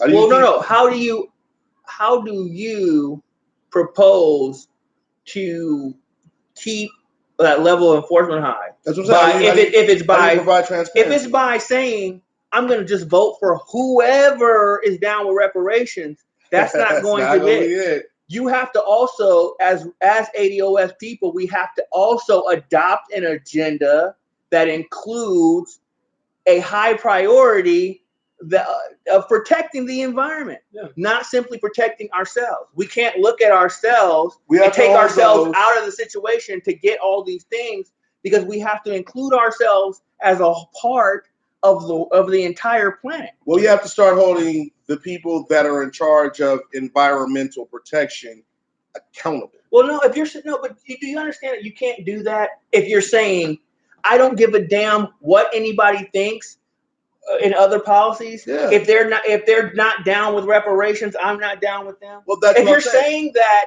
means anybody. That means if Donald Trump got up there and said tomorrow, I'm good with reparations, we're going to make it happen in the Senate. Now you got the ADOS people are going to be saying, well, we need to vote for Donald Trump. And now you're telling them to protect the environment. He's not going. Do you understand that he's not going to do that though? We need people with a proven track record. And then once they have a proven track record of doing what they're supposed to be doing, we still need to hold them accountable to do what because a lot of the things that I'm reading, even going ahead of what we're talking about right now, all comes down to accountability. Mm-hmm. It all comes down to accountability. And even if all of these things get written into policy or they get created, there has to be a level of accountability. And that is what I don't see in their mission statements. How are you going to hold people accountable for the things you're asking for? Because it was well written. I mean, the promise of 40 acres and a mule was made when we got free. Absolutely. But who's actually said, okay, well, where are these 40 acres and a mule? Right. There's no one that's been held accountable for these things. There's nobody being held accountable for Flint, Michigan. Did you show me the thing where the guy actually got this 40 acres and a mule? No, I didn't. I don't know. He actually sued the government and got it. But that's what I'm saying. That's one person. That's how you do it. You got to take it to a court, and not even a court. I mean, because I can't see us all going to court within that one case. But the point that I mean, why not? Legal precedent. I can't see it because I can't see a lot of people being motivated to want to go to court. But overall, I mean, if we're going to talk about ADOS, they're not that. They don't have that high of a belief in the justice system. We all know that. But what I'm saying is, all of this is fine and dandy. If you're not gonna put the right people in place, if you're not gonna put the right people in place for accountability to be held, it's going to be more of the same. Yeah, that's it. That's all. I can't stress that enough. Because I'm reading. I've seen it. We see it all the time. We get a lot of elective promises from all of these politicians, House, Senate, presidential. It doesn't matter. They make promises. We don't hold them accountable. Half the time when they're not held accountable, they get reelected. Where is the standard? Where's the standard? Well, we got it. Yeah, exactly. And when you guys are just going to throw your support behind people based on their stance on reparations, that is very irresponsible. And then when you turn around and say you blame Democrats, but then the only people talking about reparations are all Democratic nominees for president. That too it's ass backwards. That's absolutely ass backwards. Because if you think Mitch McConnell's going to give you reparations, that made me genuinely laugh about soul, dog. So the next thing that they go into is criminal justice reform, right? Of course, right? So we also demand that there be a review of punishment, bail amounts, sentence lengths, amount of time served before parole, and being levied at unfairly high levels on ADOS based on gender and race for similar crimes to other groups. We demand that there be real prison reform in the form of investment into counseling, job training, and rehabilitation for our incarcerated. And yet, they're not challenging Republicans. That's right, Tyrone. That's what I'm saying. Especially on immigration, they're not challenging Republicans, and they're not offering anything in opposition. But the only people that are even considering, they're putting a lot of pressure on the Democratic Party to do something that they should be pressuring all of the parties to do. This is not bipartisan. Bingo. This is not. We're not asking. If you're saying you're going to hold America liable, then you're holding all forms of it liable. But you can't nail the Democrats down to a cross and say, "Hey, you're the progressive, or you're the left, or you're the liberals." Well, they're under the impression that the Democratic Party needs the ADOS vote in order to win these elections. See, they're under the impression. They're under that impression. Now, black people and black votes from African Americans, yes, you do need those. That. You need that, and they know that. All politicians know you got to get the black. But the thing is, Tyrone, understand this: the ADOS movement. I agree. That's what I'm saying. The ADOS movement is not a popular movement amongst black people. Yeah. So the ADOS movement is not swaying the black vote. Mm-mm. It's not the tip of the spear when considering when influencing the black vote. It's not the ADOS movement, but they almost swing a stick, thinking that if we're going to get behind a reparations candidate, and that's going to swing the Democratic nomination or the general election. And that's just simply not true. It's a very unpopular movement at this point in time. Now, things may change in the future. Maybe they're, visionary or looking at things. I was looking at the subscription counts for both of the leaders. You're right, Tyrone. In California's Latino vote. 66,000 subscribers for Yvette Carnell. 50,000 subscribers for what's my man's name? Antonio Moore. That's not enough. They just started.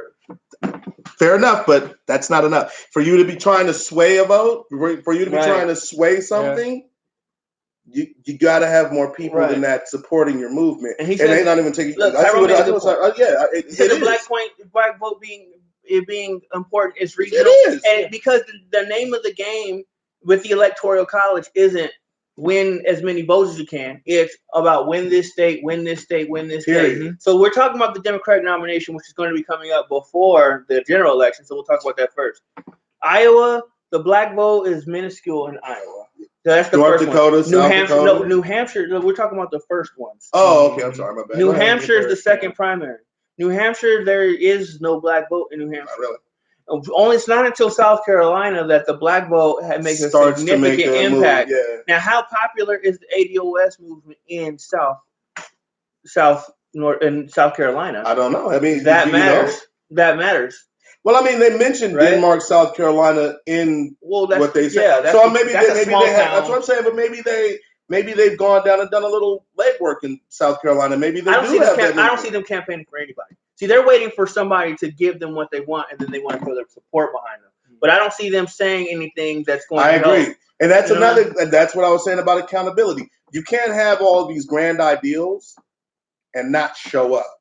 You can't start telling, I'm not going, like if Robert Kelly, if Friend of the People here is the Democratic Party, I can't phone it in to him like, yo, you need to get this so we can do this for you. And then he says back to me, well, what are you doing about getting what you want? And I'm like, oh, I'm just sitting at home. I'm just trying to figure it out. I'm trying to get groundswell. Well, they're saying we're calling you.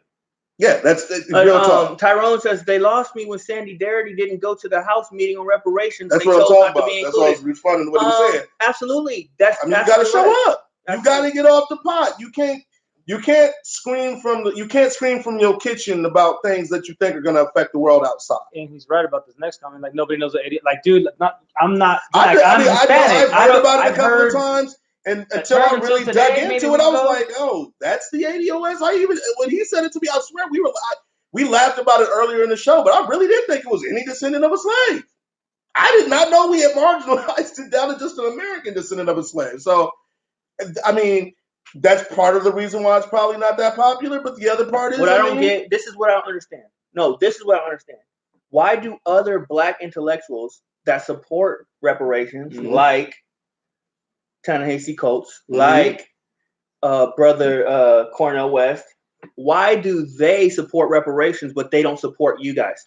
I was reading actually before I even read the ADOS 101. I was reading something about Ta-Nehisi Coates. She actually has a very good article that she wrote about it, and part of it is just because it's a lot of fiery rhetoric. Again, it's a whole lot of fiery rhetoric with no foundation.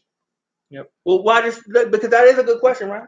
It is an why does Ta-Nehisi Coates and why does Cornel West, two of the most respected American Black intellectuals, why do they support reparations? Sure you are not wrong about why that. Why do they support reparations, but they don't support you?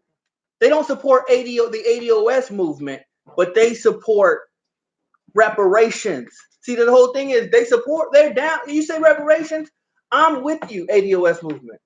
I don't support the ADOS movement because of the critiques that I'm giving right now. So when we're talking about the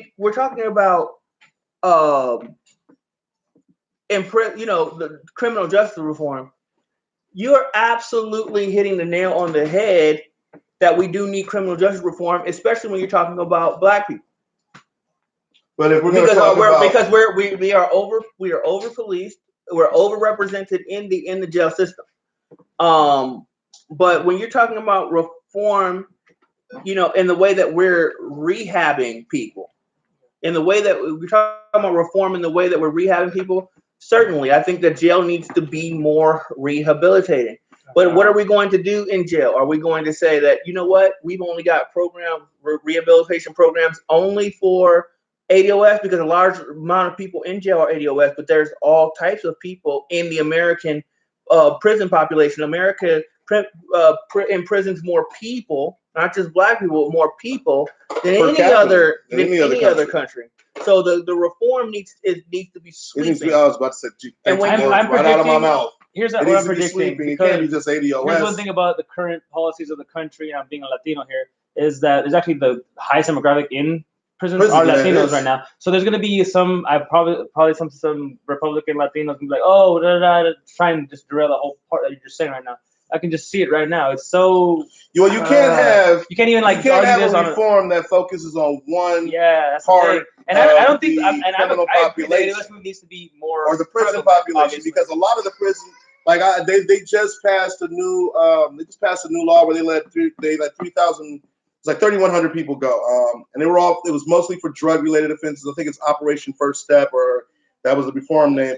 But the whole point is, we got to start realizing what people are even getting locked up for. Yeah.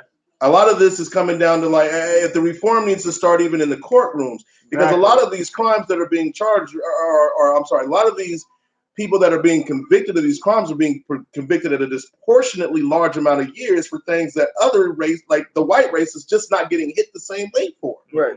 Yeah. So that's where it needs to start. You can't just start. You can't put the cart before the horse and say we need to have prison reform because we need to have justice reform. Period. Well, they do say it's criminal justice reform definitely, and they're talking about looking. But you can't just look at it being an ADOS thing. Looking at the sentencing, but you can't do it. You can't do it just on that level. That's what I'm saying. It can't just be an ADOS thing. You know what I mean? It has to be. It has to be sweeping reform across the board. It has to be reform of the system, because what happens and again, this will be something that I'm always trumpeting. Mm-hmm. When you stigmatize something by giving it a racial character, when you stigmatize something by giving it, we got counseling just for Blacks. You ever been to prison? Have any of you guys at ADOS ever been to prison? Because if you go to jail, you go to prison, you got to understand that everything is done by race. Yep. And just by simply giving Black people access to things that other prisoners don't have, you're putting Black people in danger in prison. Yup. I don't know if you realize that or not. You're putting Black people in danger in prison when you're giving people something based on their race only. Mm-hmm. And so it just seems like you're not in touch with what's going on in the prison system. And so when we're talking about prison reform, we have to reform the entire system. First of all, And what I don't see in here is the banning of private prisons, privatized prisons. Thank you. Yep. Get rid of that. You got to get rid of that. Why is that not? Why is that not in here? Because I don't think they wanted to have that kind of heat. Why is that idea? Do they understand what privatized prisons mean? It means that when prisoners are made profit, that is what causes a reason for mass incarceration as a policy for police. Yeah. If you're not talking about if anything you're talking about is criminal justice reform and the words private prison industrial complex isn't part of the reform, you're missing the whole boat. And let's do it like this. I'll start with ADOS. I'm going to start with a candidate that I know you guys do not like, which is Kamala Harris. Yeah. Now you're talking about Kamala Harris. Kamala Harris was the attorney general, and during her time as attorney general and a top cop in California, she implemented policies, right? That's why it's tough. No, they're for getting rid of private prisons. They're for it. But I don't agree with that because we live in a very, very blue state here in California. Almost all of our prisons here in California are privately owned. But Democrats are for getting rid of private prisons. See, but it's not easy. See, even though you have a lot of Democrats, there's a lot of conservative areas in California. Okay. We're one of them. San Bernardino, if you think about San Bernardino's representation, it's conservative. It's a red area. Riverside, same one, the IE. You know what I mean? San Diego. San Diego. Some of the larger parts of California are. But even Northern California, where it's a very heavily blue area, they have a lot of private prisons too. Well, they put the prisons. First, they just agreed that there's prisons. Yeah. Then they agreed to privatize them, and then the prisons are where they are. Well, no. Here's the thing: like they need prisons up north, so there's some of them. I was like, even West Valley that was built was not a private jail to begin with. It was not built as a private prison. Right. It was sold to Bob Barker because the state said it was easier for them to monetize the people that come to the door. Right. But all I'm saying is what he's saying is 100%. It's 100% the reason why they didn't say it, because they're still trying to slug away to get a Democratic nominee to listen to them and back them up. And they're not going to step on toes by talking about the private prison industry. They're not going to do that. Because if they do that, they automatically know it's going to fall on deaf ears, and that's not going to get anything accomplished that they're trying to get accomplished. Well, and the thing is, it's not necessarily about voting Democrat or Republican in order to do that. It's getting rid of private prisons is a progressive policy. Yes, it is. So yes, Democrats are for private prisons. Kamala Harris is a great example of that, where she was encouraged not only private prisons but mass incarceration in her state.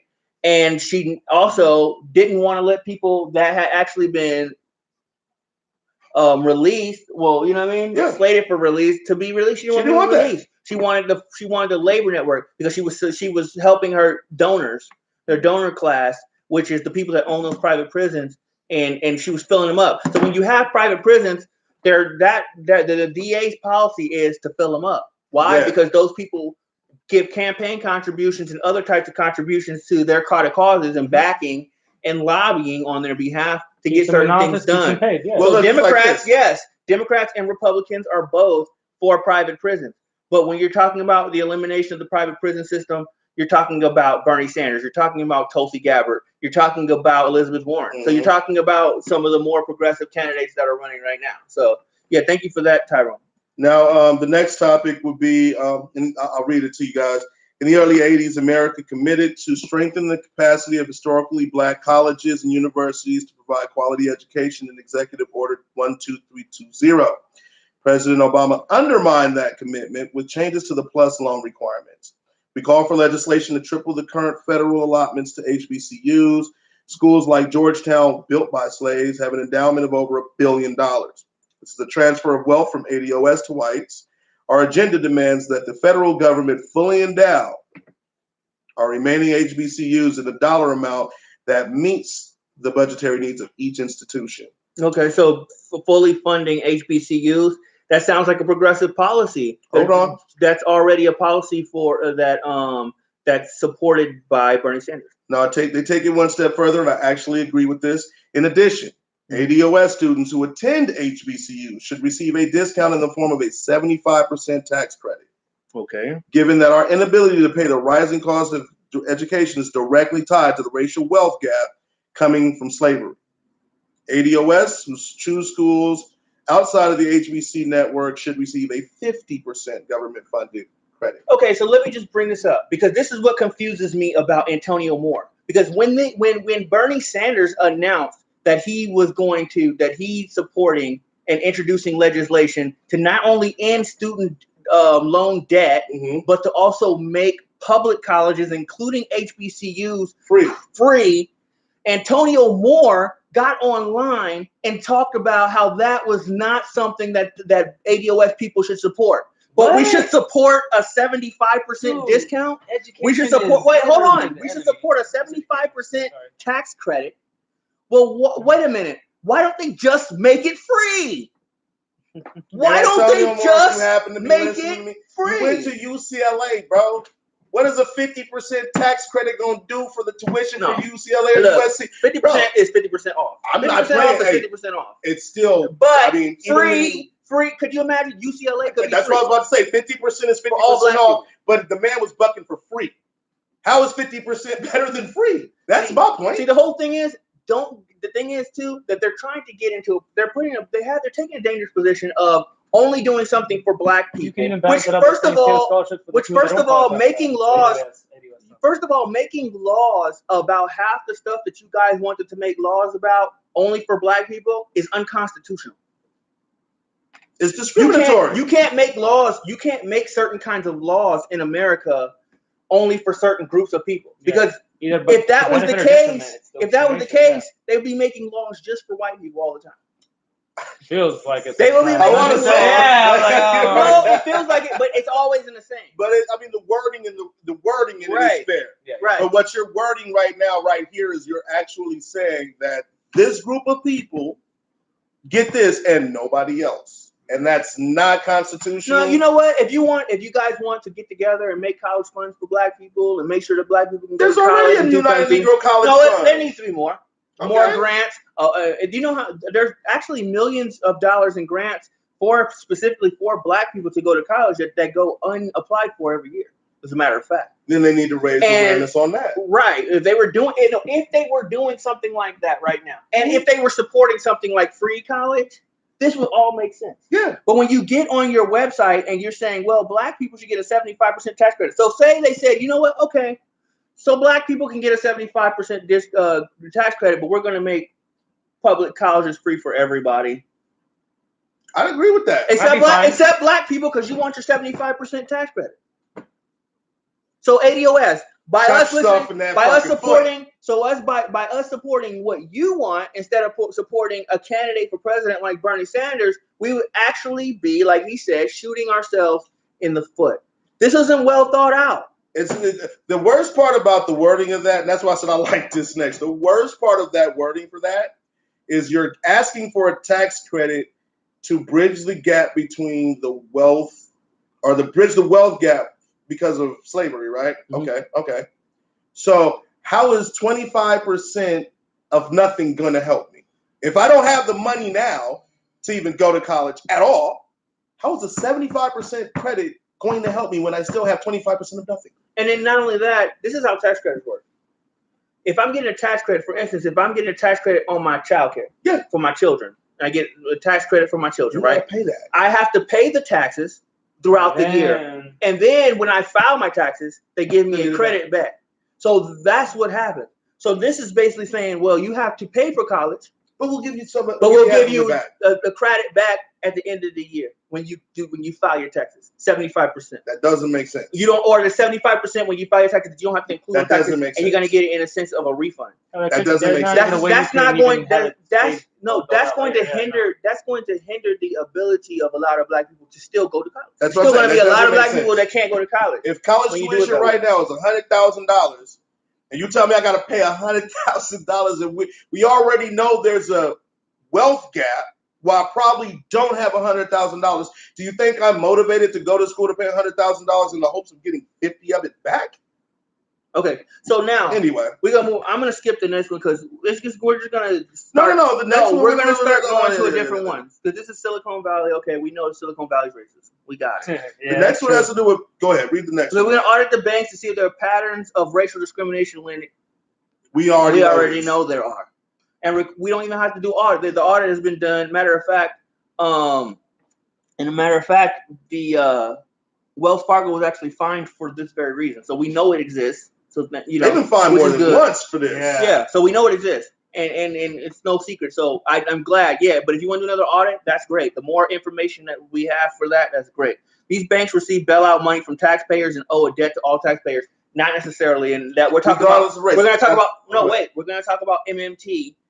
Basically, when the banks needed a bailout, and this is something I just found out, that when the banks needed a bailout, all they did, because the banks already have accounts with the feds, the feds didn't take tax money, and it wasn't taxpayers putting tax money into these accounts. It was the Fed simply printing more money and just putting it into their account. So it didn't come from anywhere. The money didn't come from anywhere. It was just created. Right, and as long as there's production behind it, then the money, then the government that prints money, the government can print as much money as they want, as long as there's what causes inflation. What they have to have is the GNP, the inflation, the gross national product, which is why we're trillions of dollars in debt. No, but the debt's not. It doesn't matter. See, the debt. That's what I'm finding out about it. The debt doesn't even matter. No, it's because when Reagan drove up the debt, did anything really change? No. The economy still exploded. No. When people are driving up debt, it doesn't matter. As long as they could actually go in the bank. The Fed could actually go in the bank if the government said and just give everybody $1 million. Yeah. But the thing is that what's going to happen when you get your $1 million, you're going to want to buy some stuff. You're going to want to buy some stuff. I'm going to buy some stuff. And when there is not enough production to meet the needs of the buying of stuff, that's when inflation goes up. That's what I said. The GNP. So what's going on is that there has to be production to match. But in this instance, just to make sure we keep it all full circle here. Yeah. In this instance, the banks did not take taxpayer money for the bailout. There was money that the United States agreed to just put into the accounts of these banks. So they really just owe the U.S. government back, independent of taxes, and actually the U.S. government made money off of bailing out the banks. They did. So I don't know, but they may not know that. That's fine. Sidebar: one of the funniest things I ever read was about maybe 2 or 3 years ago. Somebody said, "Since we're all on the same planet, who is this large amount of money we owe this? Like, where is this debt? Who do we owe the debt to? Each other." That's what it was. It was hilarious. It was like, okay, so every country's in debt. Most of the debt that somebody's got to be on top. Most of the debt that the U.S. government owes is by bonds bought by China. No, they have China, but bonds bought by the United States, Treasury bonds by United States citizens. Yeah. They owe the people money. They're borrowing from the people, but then they're giving. It's like they give you the money, then you take the money, you let them borrow some of the money. They give you a Treasury bond. Right, and then when you need the money, you buy a Treasury bond back, and then when they need to, they sell you. You know what I mean? Yeah, it's back and forth. Back and forth. Yeah. So the debt is it's illusionary, and we'll get more. We'll have a show on TMT, and not too long. We might have to get an economist on here to talk with. That'd be somebody actually knows how to break down the economy. So Pencil some paper, that's for sure. So FYI, if you're watching and you know somebody. So they want to audit the banks. Lending to black businesses and institutions would be the beginning for banks to redress the harm. Is that the small business, or do you want them to be to begin lending to large? Because large black businesses, they can get loans. LeBron James can go get a loan for his movie company right now. Magic Johnson will get a loan. Michael Jordan gets loans. Jay-Z gets loans. I was gonna say Kobe just retired. He got a production company. When you're talking about, he got money coming in. Yeah, so when you're talking, and I'm not saying like, oh, there's some black people, so no, there's some rich black people out there. That's not what I'm saying, because I know the majority of us are working class and poor people. Okay, so let's get it real. So when we say lending to black businesses, do we mean out above the SBA 15% grant, over and above, or do we? Is there like a requirement for all banks that do business lending to lend a certain amount to ADOS? Let's clear that up a little bit, right? Yeah. Now, this is one right here that I have a problem with. Did a mandate that the government's advertising budget include black media? Great, right? There's no ADOS community without our own media. There is no ADOS, right? We all have media. So you're looking at ADOS media right now. Right here. But you know who else is ADOS media? The two leaders of ADOS, they both have their own show, right? That they're trying to blow up, apparently, right? They're trying to make money. They both have a weekly show, don't they? Yeah, they got podcasts, all that shit. Political analysis, right? And it says, Incentivized through legislation action, all major companies spend 10% of their advertising budget with ADOS media in exchange for tax credits. So they basically want the government to give businesses an incentive for using black media to advertise their businesses. Guys. Okay, no, whatever, okay. Hey, look, if that... In addition, we had BET, we ain't got BET no more. So just... You said legislative, so you're going to force businesses to have to advertise on your platform? They have to advertise on your platform? Sounds like right back to the MG, money grab. Sounds like you on that, right? How do advertisers decide who to advertise with now? Nowadays, we're on YouTube right now. We had a K next to the one right there. Trust me, there'll be some people that want to advertise on our stations. But at the same time, it depends on what you're talking about. People are not going to want to put commercials on your station if you're talking bad about the companies that you want to advertise on your station. You can't ask Wells Fargo right now to put a commercial on Tone Talk because Tone Talks put this talking about Wells Fargo as predatory schemes. You can't do it. You cannot have your cake and eat it too. So if you want people to advertise for ADOS, you have to give them a reason to. One of them is not with disparaging businesses that do business. So I don't know if they know that the reason that what makes a lot of black media great is the fact that they don't have to answer to advertisers. And the fact because once you have advertisers and sponsors, they want you to put out a certain type of product. There's certain things you're not going to be able to do. The reason why when we turn on CNN, Fox News, MSNBC, CBS, NBC, the reason why when we turn those things on that they don't have a problem giving us fake information, pushing fake agendas, giving us false flags, and just generally mucking up and fucking up the news. The reason that they do those things is because that their bosses, aka the advertisers, the people that pay their paychecks, have an agenda. And the people that own them, multinational corporations, military-industrial complex, those people have an agenda. And that agenda comes out in their media outlets to influence people. Mm-hmm. Once you start doing that for black media or requiring black media to take money, advertiser money from these people, media. What happens is they will start to look. You're going to start looking like it will just become the Roland Martin show because you ain't going to be able to do what you want to do no more. You will become. No, shout out to Roland Martin. You're my dog, man. I want to say you become more like Don Lemon. Don Lemon might just very well be one of the most pro-black people in the world. You just don't see it on CNN because CNN is not going to let him get out there and say what he wants. You either toe the line or you lose your airtime. Mm-hmm. So if you want the media, if you want those problems, if you want that smoke, better be ready for the cancer that comes with it. Now let's get to the part that really sucks about it, though. In addition, mandate that 10% of government advertising for government agencies, mm-hmm. right, armed forces, and ancillary programs go to majority ADOS-owned media companies. So, ADOS-owned media company, be all that you can be. So you want to do military commercials on black and brown ADOS, black people's channels. So do you even understand that? First of all, the military. And they don't need no help. First of all, the military. Whenever you get the military doing something, you get the military industrial complex in it. Now, secondly, when the army is over a third black people, ADOS people make up more than a third of the army. And we know that what the military does, the military is the business of war out here. They're warmongers. So we want to get our young people indoctrinated with messages from warmongers for money. And the only people that are going to get the money from that are the black media people.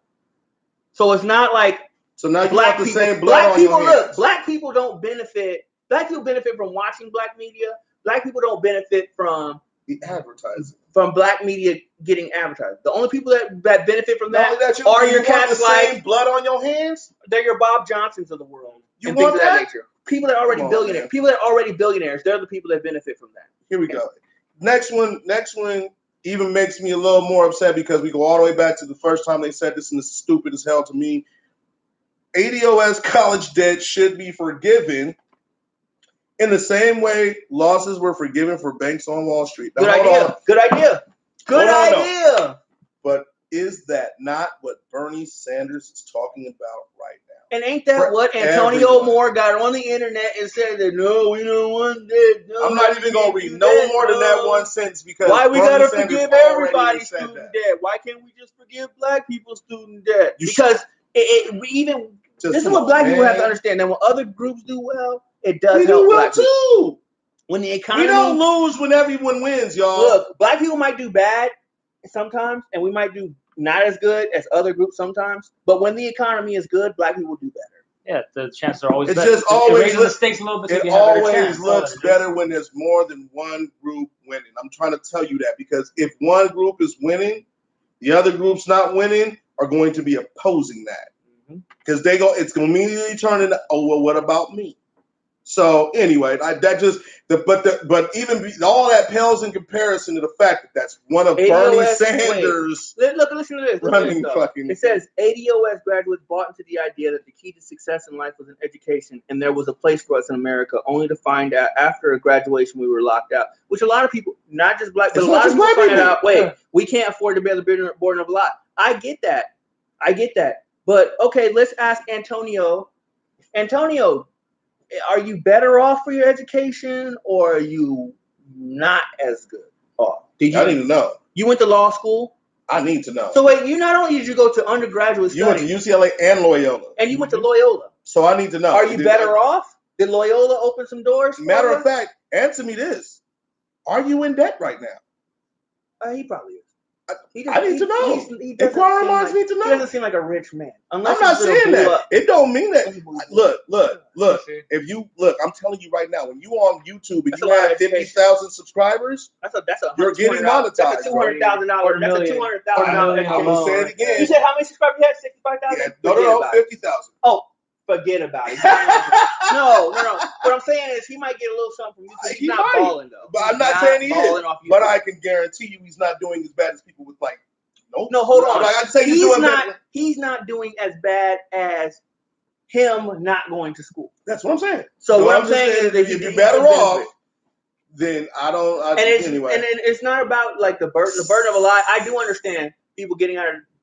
Most people. But that ain't just black people. Hold on, let me make my point. Most people that get out of school do not work in the same thing they went to school. That's what I'm saying. It's not just black people. But we understand that. But what I'm saying is that overall, though, you can look at the income of people that graduate from college, whatever field they're in, and people that don't. And the more education you have, this is race by race. The more education you have, the more money you make over your lifetime. That is just plain. Depends on what your degree is, man. But it doesn't, because even though you're a liberal, say you went and got a liberal arts degree, and then you go, you're not in liberal arts, you just went and worked for a business. There's still parts of that business you can't work in without a degree. Well, see, there's still things that you because you have a degree, there's doors that open up for you. Well, here's what I'm trying to say. My point is this: after that subprime crisis of 2008, it really didn't matter about your degree. There were plenty of people who had master's degrees that were rubbing shoulder to shoulder with me and Primo at Amazon making $12 an hour. Yeah. So it wasn't just ADOS people that suffered that. It wasn't just that you had a degree and you made more money. No, and it's still the same. It's not the same as it was then now. I mean, it's gotten a little better, but what I'm saying is, having a degree isn't even the end all be all to be getting a job for people that are looking for people with degrees. It wasn't like it was a point in America where it came down to whether you could use these. Yep. Not these. But the economy, see, the whole thing is that the economy, you can't use like, when the economy was down, this is what it is. We're talking about when overall, a normalized economy. Yeah. It has been proven that over the course of your lifetime, we're talking about ups and downs. I know. Over the course of a lifetime, having an education, you will make more money over the course of your lifetime. I mean, that means when the economy goes up, down. Well, when the economy went down, I went through hard times. Okay, so did everybody else. But when the economy went up, my highs were higher because I had that degree. But then that's all. Like if you look at the evolution of the workforce as it is now, the people that are getting the money aren't even people with. Or the people that are making more money now are people that are actually entrepreneurs, and they're going out and they're creating their own opportunities. But most of those people have degrees. See, that's the thing. I mean, it's 80 no, hold on. It's about, it's not 50, like 60-40. No, 80%, right, of the top 10% of earners in the country have a degree.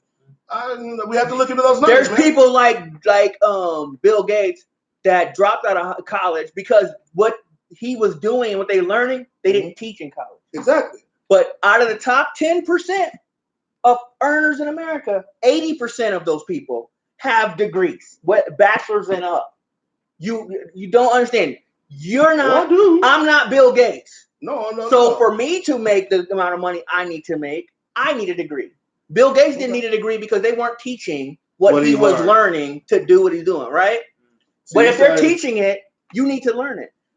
Because there's way more to a degree than just what you learned in your class. You need to have better, education. Some people, the only reason they don't earn a whole bunch of money is because they don't know how to fucking show up to work every day. But here's the thing. But getting a degree, I mean, you showed up at the same place at the same time every day for 4 years. But what they're saying in this statement is that the ADOS graduates bought into the idea that the key to success in life was in education. I agree with that. And I don't agree with that because people will tell you all the time. I had plenty of teachers that told me just because you're book smart doesn't mean you're going to be good in business. You have to have all. But what were they doing when they told you that? They were educating. But that's what I'm saying. They were telling you what that wasn't just an about what's in education the that book. led to me having paper, though. That wasn't an education that led to me having a degree in college. Because there's plenty of people that go to 4 years worth of college, get a degree, go work in the field that they work in, and never crack more than the money that they were told they would make. Well, that's because there are things beyond the education. But the statistics show what the education does for you. It's a benefiting factor. That's what it is. It's not the end all be all, but it is. But then the way they're saying it, the way this is worded, for every doctor that makes $30,000 a year, there's probably 4 or 5 doctors make $100,000. But what they were saying was that these people went through the whole education process to find they were locked out, which is just that's almost an egregious statement because that's not true. Well, if you went after a job in your field and it's an oversaturated field, you're not locked out. You just probably don't have the experience. That's the way it is for anybody with a degree. When you come out of college, they're going to ask you whether you have work experience. But and that's just the way the world works. So ultimately, I agree. Ultimately, I agree that ADOS college debt should be forgiven. Oh yeah, I believe everyone's college debt should be forgiven. Absolutely. So if we throw behind Bernie Sanders, everyone was given, including ADOS people. So and here's a fun fact. Simply by forgiving student loan debt because of the nature of student loan debt and the fact that Black people, ADOS people, have more student loan debt and less ability to pay. Actually, by forgiving that debt, you're going to be helping ADOS people more than you're going to be helping any other group. Yeah. But also, number two, you're going to be closing the gap in income disparity from 1 to 10 to 1 to 5 simply by forgiving the student loan debt. I agree with that. Yeah. Now, the next one, a health care credit to pay for medical coverage for all ADOS. Again, dog. Natural. Wait. Yeah. So let him, because he's about to hit the nail on the head right now. Dog. Medicare for all. Why are we fighting, bro? Come on, dog. Why are we fighting, dog? Like, dog, these are the type of points. Me and my friend Primo had this conversation a long time ago, and I'm bringing this to light again, and he gonna know exactly what I'm talking about. This is the shit that makes people say to Black people, like, dog, you're just fighting for the sake of fighting. Because it's already something on the table. You don't need it. And furthermore, why do we need a credit if it's Medicare for all? Like, you asking for the wrong thing. Now let's travel into the ADOS world of all ADOS. right. Sure. And let's say Bernie Sanders won the election. And they passed Medicare for all. Right. But meanwhile, the reparations ADOS movement was saying, no. We want a health care credit because we don't want Medicare for all. We want something just for Black people. We want a health care credit to pay for medical coverage for all ADOS. This would cover surgery and pharmaceutical counseling needs. and we would like to see lineage therapy and things of that nature. But we just want a credit. We want healthcare credit. Exactly. I'm trying to tell you. That and what would I want to ask you, dumb. what you mean? What exactly. don't you believe? What was it that you said you don't believe? Well, because I wanted to. I mean, we missed you on that. You were talking about because you all. That's what I was saying. I'm contrarian to that commentary. I just agree with the fact that clearing up college debt will help. I don't like the wording that they said with all that. But we can revisit that between us. But I don't like the wording of all that. I just don't. I don't agree that. Anyway, I agree with what you probably don't agree with. Basic healthcare for all is always just come on. That's simple, man. I mean, but seriously, come on, man. That's just like that. That right there, that is divisive wording because people are going to immediately say, "What makes you think you need more lineage therapy than we do?" Mexican people can immediately say that because they were separated from lineage therapy, or do all black people got to benefit from? Well, I'm thinking that they want to make it something that we have access to. Yeah, just don't make it mandatory. They stand to gain more, but they won't necessarily gain more. I would be I would be all for Medicare for all covering lineage therapy. If it's found that no, I mean what is no, hold on, because what it says, you didn't read the last line. It says develop a therapy curriculum to help members of the ADOS understand and manage their ancestral traumas. If you are a proud black person, you do not need... No, I've seen it. There are people that are traumatized when they start to read about black people just living. It's like a jungle sometimes. It makes me wonder how I keep from going under. Yeah. There are people that don't handle it the way you handle it or I handle it. Fair enough. And there are people that are traumatized because of this is a traumatic experience. Yeah, in a lot of ways, it's traumatic, and just because I feel that. Because what I'm saying though is that's not just an ADOS problem. You're bro. right. That's, you're right on that. Like I'm saying, Mexican people that live in America deal with on a daily basis how they're expected to cut the grass. They're expected to clean. Man, that's different. No, it's not. Where is that different? The trauma that I'm talking about, like I understand what he's talking about because I literally have this idea in my head, like there's a concentration camp with probably a seat reserved for me right now. That's my point. That is my trauma. I have but your lineage therapy does not trump mine, nor does mine trump yours. You're right. You're right. That's all I'm saying. Because they talk about like our ancestral. Every ancestry has a trauma in it. Yeah. If that were the case. I mean, they gave Jews money for it, but I can still see a Jewish person getting off the plane in Berlin and going nuts, like, oh my God. You know what I'm saying? Like, everybody has some trauma in their ancestry. There shouldn't be any special credit given to one more so than the other. You're right. That's my point. Okay. But I was agreeing with the trauma part. Grain of salt if you want to. I don't. Right. I'm just saying that just the way the last couple of things have been worded by them, it's very isolatory, and it would be inflammatory for me if I was in another group, ethnically, religiously, otherwise, because what it's saying is our problems trump yours, and we need special benefits to make up for those problems. So Tyrone says, I don't believe that blacks will benefit more from something everyone gets. No, you got to understand, if the problem is worse in your community, then you benefit more. Do you understand? So there are certain sections of white people that do not have any of the problems that other working class white people have. This is true. There are certain groups of black people that don't have any of the other problems that working class black people have. Pretty much. But the working class, the percentage of working class, for instance, we got the minimum wage, right? And say the minimum wage goes up to $15 an hour, which the Democrats in the House, the Democrats in the House passed. Now, did you know that out of the jobs that people work that are minimum wage, 40% of those jobs are filled by black people? Yeah. So 40% of those minimum wage jobs are filled by black people. So if the minimum wage, because most people don't work for minimum wage, but 40% of the minimum wage jobs that do exist are filled by black people. So if the minimum wage goes up, it's going to help a lot more black people than it helps anybody else. It's going to help black people more than it helps a group of white people working $15 an hour. Why? They only take about 15% of those. Listening to economists, it will not help small businesses though, and it will in fact increase the unemployment rate because small businesses will not be able to afford to pay people $15 an hour. But most people don't work for small businesses. Most people work for huge corporations. Yeah, true. But the largest, who are the largest employers in America? Right now, I would say Target, Walmart, so Target's at $13, and they're working on getting to $15 in the next year. 15 is a minimum. Amazon is already at 15, right? And Walmart's right there on the cusp of $13.50 to $15. Walmart is the largest employer in the country. I mean, well, we can talk about the banks, and they pay whatever the minimum wage. Wells Fargo pays $17 to $20 an hour right now. Mm-hmm. Bank of America pays $20 an hour right now. Mm-hmm. So it's not that these industries don't have the ability to do it, and they're not doing it. What I'm saying is, when you talk about a $15 minimum wage federally, that means no business can pay less than $15 an hour. Right. So businesses that are trying to start, which is part of what they're trying to ask for right now, are going to be horribly crippled to do their job. But then here goes the fundament. Here goes the fundament of it all. I agree,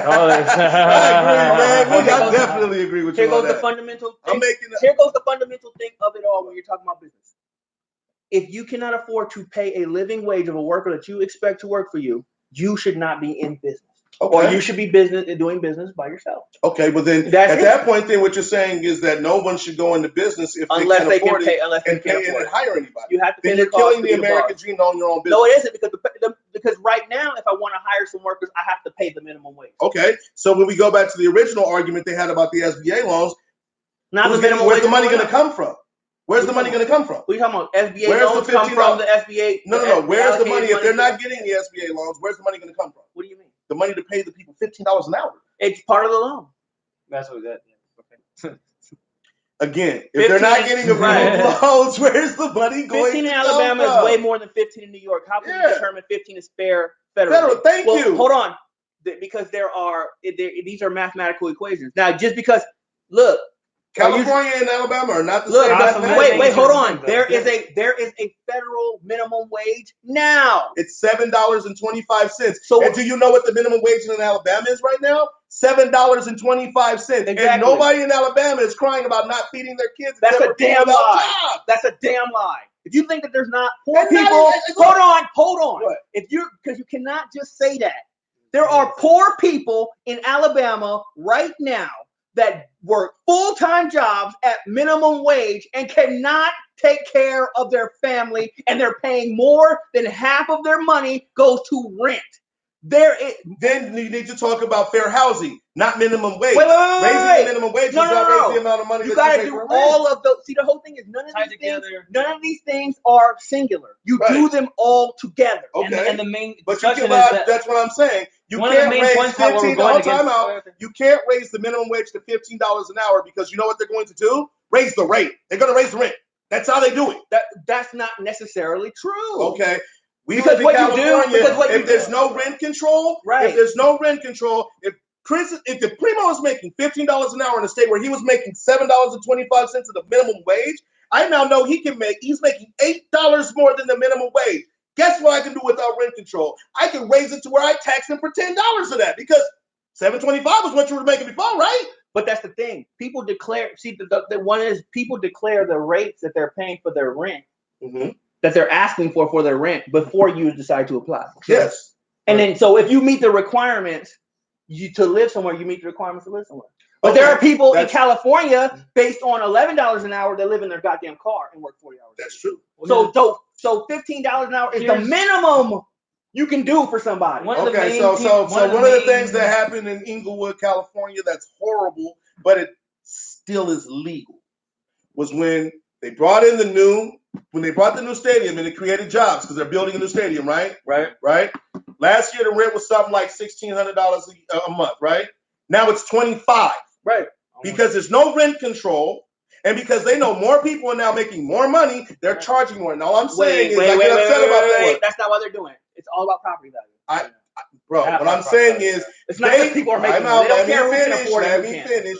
They know that as that stadium is put in and the people start moving closer to that stadium, there will be better paid people that can afford higher rent, right? Tyrone said that if you raise the minimum wage to $15 an hour, people will be fired, computers will be hired, automation. Thank you. Wait.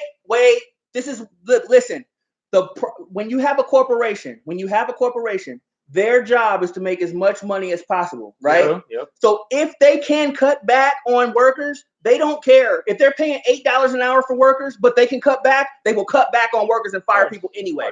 So they're going to automate anyway. If automation is cheaper, they're going to automate anyway. Automation is cheaper when you don't have to pay a machine in order to work for you.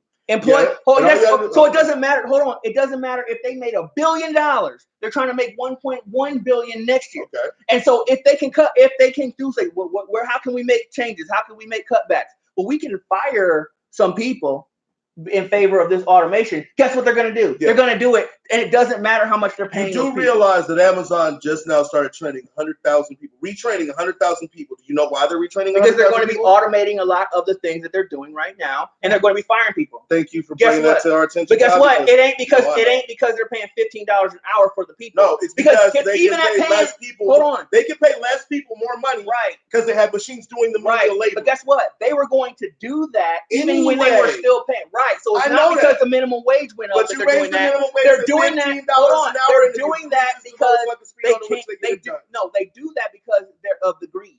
And who cares if they tell you you're going to get fired next week or next month? You're still going to get fired, bro. I can see this is a fiery subject. They're doing it because of corporate greed. Because at paying hold on. Let me finish my statement. At $15 an hour, Amazon still makes billions and billions of dollars. Of course. Okay. And guess what? They're making record-breaking profits, right? Even after they raise their minimum wage to $15. You're talking about making a very menial and when it gets to 15, it gets worse. So what are you saying?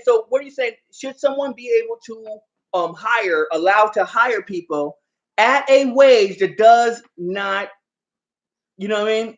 That does not, even if they're making billions of dollars, should they be able to pay a wage that's not a living wage? No, but I don't believe that you should force them. You should force their hand through the federal government. They're not going to do it on their own. They're not going to do it on their own, because if they were going to do it on their own, they would have did it. Hold on. Because I know you hype, but we and you had this conversation when I was talking about the strikes for Amazon, dog. Me and you had this conversation, and it's the same thing that's happening right now. They told the people to go to the federal government and ask them to raise the minimum wage. Do you know why they did that? Because now they have the excuse to fire the motherfucker. That's not why. Okay. The reason they did it is because hold on. Let me tell you why they did it. Because they are competitive with other places, and they're like, wait a minute. They're all hold on, dude. Yeah, they did it because they did it from political pressure. That's why they went to $15 an hour. But look, this is what they do. This is why they said go to the federal government and tell the federal government to raise the $15 an hour. Right. Because they're in competition with other places like Walmart, Costco, etc. Right? Yeah. Well, if we got to do this and we got to succumb to this political pressure, why don't y'all fight to make sure everybody has to do it? Because it's the competition. You don't understand what? Do you understand what I'm saying? Yeah. Because the competition. Amazonians were making more money. But damn, we have to do it, but we don't want to be. Amazonians were making more money before the $15 minimum wage increase at their facilities. They were making more money. You do know that, right? And if you don't understand what I'm telling you, they were getting stock options. We used to be. And they were actually getting what's called a variable compensation plan, depending on the motherfucking work that was done at the site. Yeah. Now, that means on certain occasions, they would make 8% of their check. That is more than the minimum wage at $15 an hour when they got that. And certain times they were making 16% of their check. Right. And if you worked there for 2 years, you got $1,500 of stock times 5. Right. So when you take that all away and you give a person $15 in taxable funds back, do you really think they're making more money? But that's what I'm saying. The minimum wage, first of all, is minimum wage. Second, it's a declaration that if someone works a full-time job, they should not be without a place to live. Okay. Secondly, that's not. Hold on. Secondly, the government can only do certain things, and now labor has to do other things. That doesn't mean because basically, if you're in Amazon and you realize that they're taking your we're going to give you $15 an hour. We'll crack under the pressure. Oh, you guys win $15, but we're taking your stock options away. Why didn't everybody just stand up and walk the hell out? Like you're giving me more money, taxable income, but you're cutting my pay. For the same reason, hundreds of people in Minnesota said they was going to strike and only 15 did. Because there's not enough jobs to go around for you to walk away from a job, regardless of what they're paying you. Well, you know that they Hear me on this. Just a couple of weeks ago, if not last week, Roy Disney's daughter walked into Disneyland. Disneyland probably makes, if not the same amount of money as Amazon, maybe a little more. And there were people at Disneyland that were eating out of their neighbors' trash cans, that were living in their cars, that were working 2 jobs and living in their cars.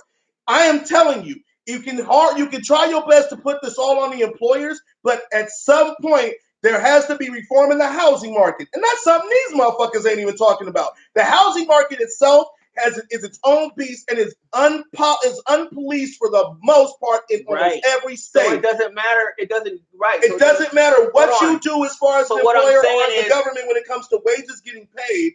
If living in your home is 3 times than your check, then there should be a fundamental reform to the housing market itself. Right. That's my point. But and you're absolutely right. Because the thing is, but that's what I'm saying. But $15 an hour minimum wage should be a livable wage. So you give a living wage, but you do other. See, it's not like the work is done. The work is not done. As far as helping, but the first thing you have to do is you have to get behind the working class and say, you guys that are here already, that are willing to work very hard, that have a very hard job to do, we're going to make sure as a federal government that at least remember, most people do not work from, even at Amazon, most people don't work for minimum wage. No. Most people make more than minimum wage.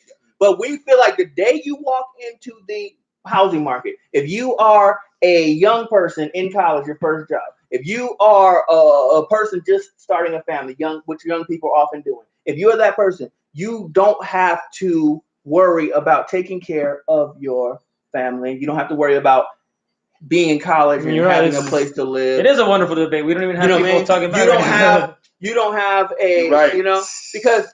because basically if you're saying like, oh well, the cost of living goes up whenever you raise the minimum wage, then what all someone will have to do is say, well, let's lower the minimum wage to 0 and see what happens. Will the cost of living go down to meet the fact that some people can't start negotiating for whatever they can get from employers? And they need a job, and there's people going to be working for $4 an hour because they just got to get something, and that's all these people are offering. Is the price of living going to go down to meet them? No, it's not. So let's make sure. So the number of people is going to go up. Let's make sure that we're helping as many people as we can. With that, a minimum wage can help. A minimum wage cannot help everybody. It's not something that's an end-all fix. That's why it is. It's part of something. Now we can move on to housing. First, we agree that working is a right, and you have a right to a living wage. From there, then we go to control the markets. Then we go to, you know what I mean? I think that's still putting the horse before the cart. I don't think so. I still feel like that's putting the horse before the cart. I don't think so. Well, it depends, because like the housing market would have to be regulated, and then we only got. We have a whole nother. This is going to be the subject for the day because we are running at about 2 hours and 12 minutes. We have one more point to go, and then we're gonna let y'all go. Look, because we're gonna have some conversations for the rest of the day. Let me tell you. And Tyrone says this will be a wonderful debate. I'll debate anybody on. You already, and I hope you see. I'll debate anybody on. I got my feet hot and ready to go for almost all these subjects. I'd love to. I want somebody because I'm real hot about the housing market because they keep. I want to use too much profanity, but even in cities where there is reform for fair market on the housing, they're still finding ways to screw people out of a way to live, and that's just.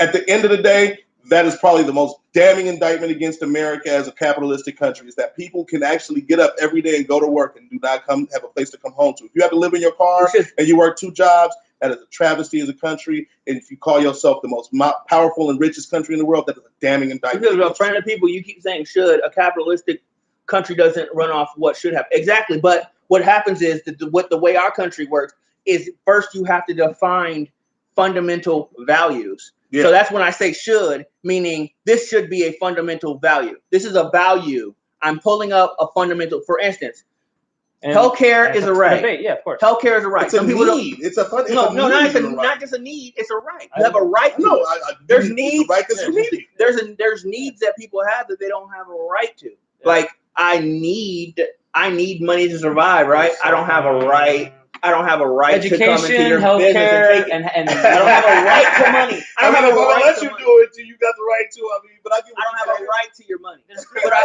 have a right to, you know what I mean? But I have a right to healthcare. So if healthcare, but it's not like there's a law that says healthcare is a right. but that's an ideal that you have to cast out and say, look, healthcare is a right. It's not healthcare is a right, and then that's what when people start to say that, and people start to understand that, and people start to say that paradigm, that's what changes the law. And then when the law changes, everything that we do comes out of that. Once we decided as a country that healthcare is a right, once we declare it's a right, then our legislation comes out from that. That's where you get Medicare for all. That's why I said because it shouldn't be. It should be a right. Like I said, it's a need. That's why it's considered to be a right. No. Healthcare is a right. And let me explain to you, because he said healthcare isn't a right. When you say healthcare isn't a right, you're saying that and how it is. Hold on. Reality, yeah, you're saying no. You're not even reality, because he's saying it's not like he said you might ethically feel like it. But when we were slaves, we really weren't supposed. It was legal, but it wasn't right. And we had a right to life, liberty, and the pursuit of happiness. Why? We understand these things. And the Declaration of Independence even said, hey, we have unalienable rights. The right to life, liberty, and pursuit of happiness. Now, they was only talking about white people. But in actuality, we did have those rights. But the law had to catch up to that right. Do you understand what I'm saying? Now, with healthcare is a right. The law has to catch up to that right. Our human thinking. I don't even think insurance was in the Bill of Rights. No, our human thinking needs to catch up to that right. Okay. Our way of living needs to catch up to that right. It's a realization that's the case, and you're right. It's not about a feeling. No, it's not about a feeling. It's a fundamental fact that healthcare is a right. Just like you have a right to your freedom, that's why you're not a slave anymore. No, you have your right to your freedom because it's written into the Constitution and the Bill of Rights. No, hold on. So if they came in right now and they just started enslaving people, and then they say they changed the Constitution first, okay, and they said, well, you can enslave people. Would people still have a right to freedom? Oh no, we don't have. See, the government doesn't give you your rights. Yeah. The government explains the rights. Rights are something that you're born with because you are a human being, and you express them by. Okay, so just by your same precedent you just said, or by what you just said, can rights not be repealed? Rights cannot be repealed. Yes, they can. I think what Tyrone's trying to say. Hold on. Just because a right is repealed doesn't mean it's a right. It means that you are then erasing. You're erasing the thing. You're erasing the explanation of a right that you're born with as a human. Is there such thing as human rights? That's what Tyrone's kind of talking about. He's touching the fact that we don't see him as right in some circles. Some people don't see him as He's saying it's not a legal right. Yeah, it's not a legal right. That's what we're talking about. We're not talking about legal rights. We're talking about rights. But his whole thing was you have a right, like freedom of speech. The reason that freedom of speech is in the Constitution isn't because some people decided, hey, you should have freedom of speech. It came from the fact that the people that wrote the Constitution understood that in a functioning democratic government, the people have to have freedom of speech, and that's normal. The reason they did that was because in England and other countries, you could be persecuted for what you said. Right, and they want it to be a completely different country. But if you go there, they'll say, "Well, it's right to if someone speaks against the king, they should be executed." No. Hold on. Martin Luther was hunted down and condemned because he spoke out against the Catholic Church. But was that right? No. Why wasn't it right? It was legal. I'm saying what they did to Martin Luther was legal. It wasn't ethically right, but it was legally right. That's what I'm talking about. Hold on. But was it right? By the law. Hold on. Right ethically? Hold on. Listen. If it's only by the law that you can decide if something's right or wrong, yes, then how could someone fight against slavery when it was legal? Because they knew it wasn't right. Was Frederick Douglass right to fight against slavery while it was legal? Ethically, yes. No, I'm not talking about ethics. Okay, now. Okay, hold on. I'm gonna answer your question like this: where did he fight the fight from? Did he fight it from somewhere where it was ethically or legally free? Did he? No. He didn't go down to South Carolina. He wasn't in Georgia fighting that fight because he would have got lynched. He went to the fucking north and he fought it from there because it was legally right to do it there and ethically right. He could not have fought that same battle there. No, it wasn't. Hold on, talk about. That's the same reason that the Red Douglas came from America, from England, and came to America because they didn't want to follow the same law. Because the laws weren't right to the people, but they were right on paper because that was what was written into the documents that dictated the law. Hold on. you have the right to free speech. Before they wrote that down, there was a right that people had to free speech. You really hold on. Right. So I'm saying that the right exists. Hold on. What I'm saying is that the right exists.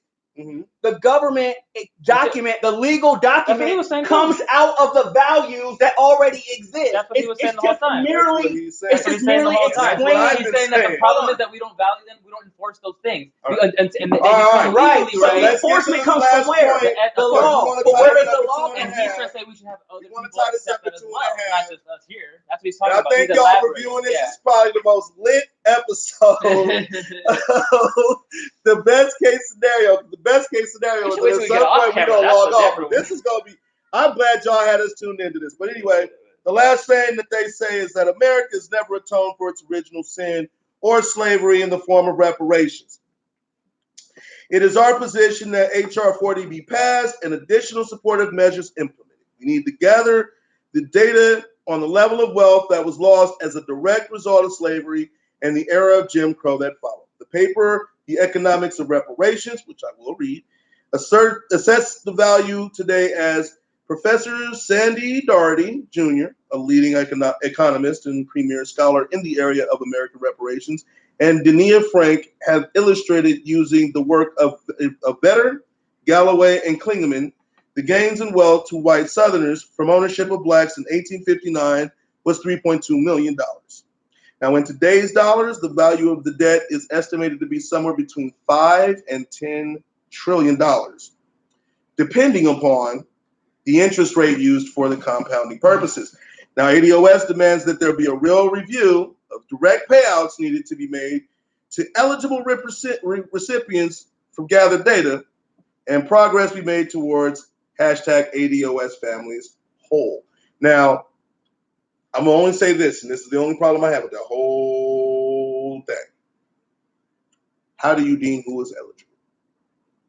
Well, that's what the whole discovery that they're talking about is about. No. They only talking about finding out what the direct payout would be. They're not talking about how they find out who's eligible. To get those stats. And that's, again, the same problem that I have with all reparations conversations, that somebody is going to be the fence post or the fence maker on what goes where. And who gets what. And who gets what. Yeah. And that's hard to do because there's going to be people that are going to be the haves have-nots. And the have-nots. The have-nots are always going to be vocal about why they have not. What this is supposed to be about, and this is that last sentence. If they didn't include that last thing, if they just said we're going to worry about direct payouts to all ADOS families, you have me at hello. But when you start talking about who is eligible, now we're talking about putting stipulations on the things. Now we're starting to talk about putting people in positions where they have to figure out who gets what and who don't. And who's to say, how do we do that? What if someone, are Muslim people, if they change their name from their slave owners to something entirely different, are they now considered not eligible because they're considered not an ADOS?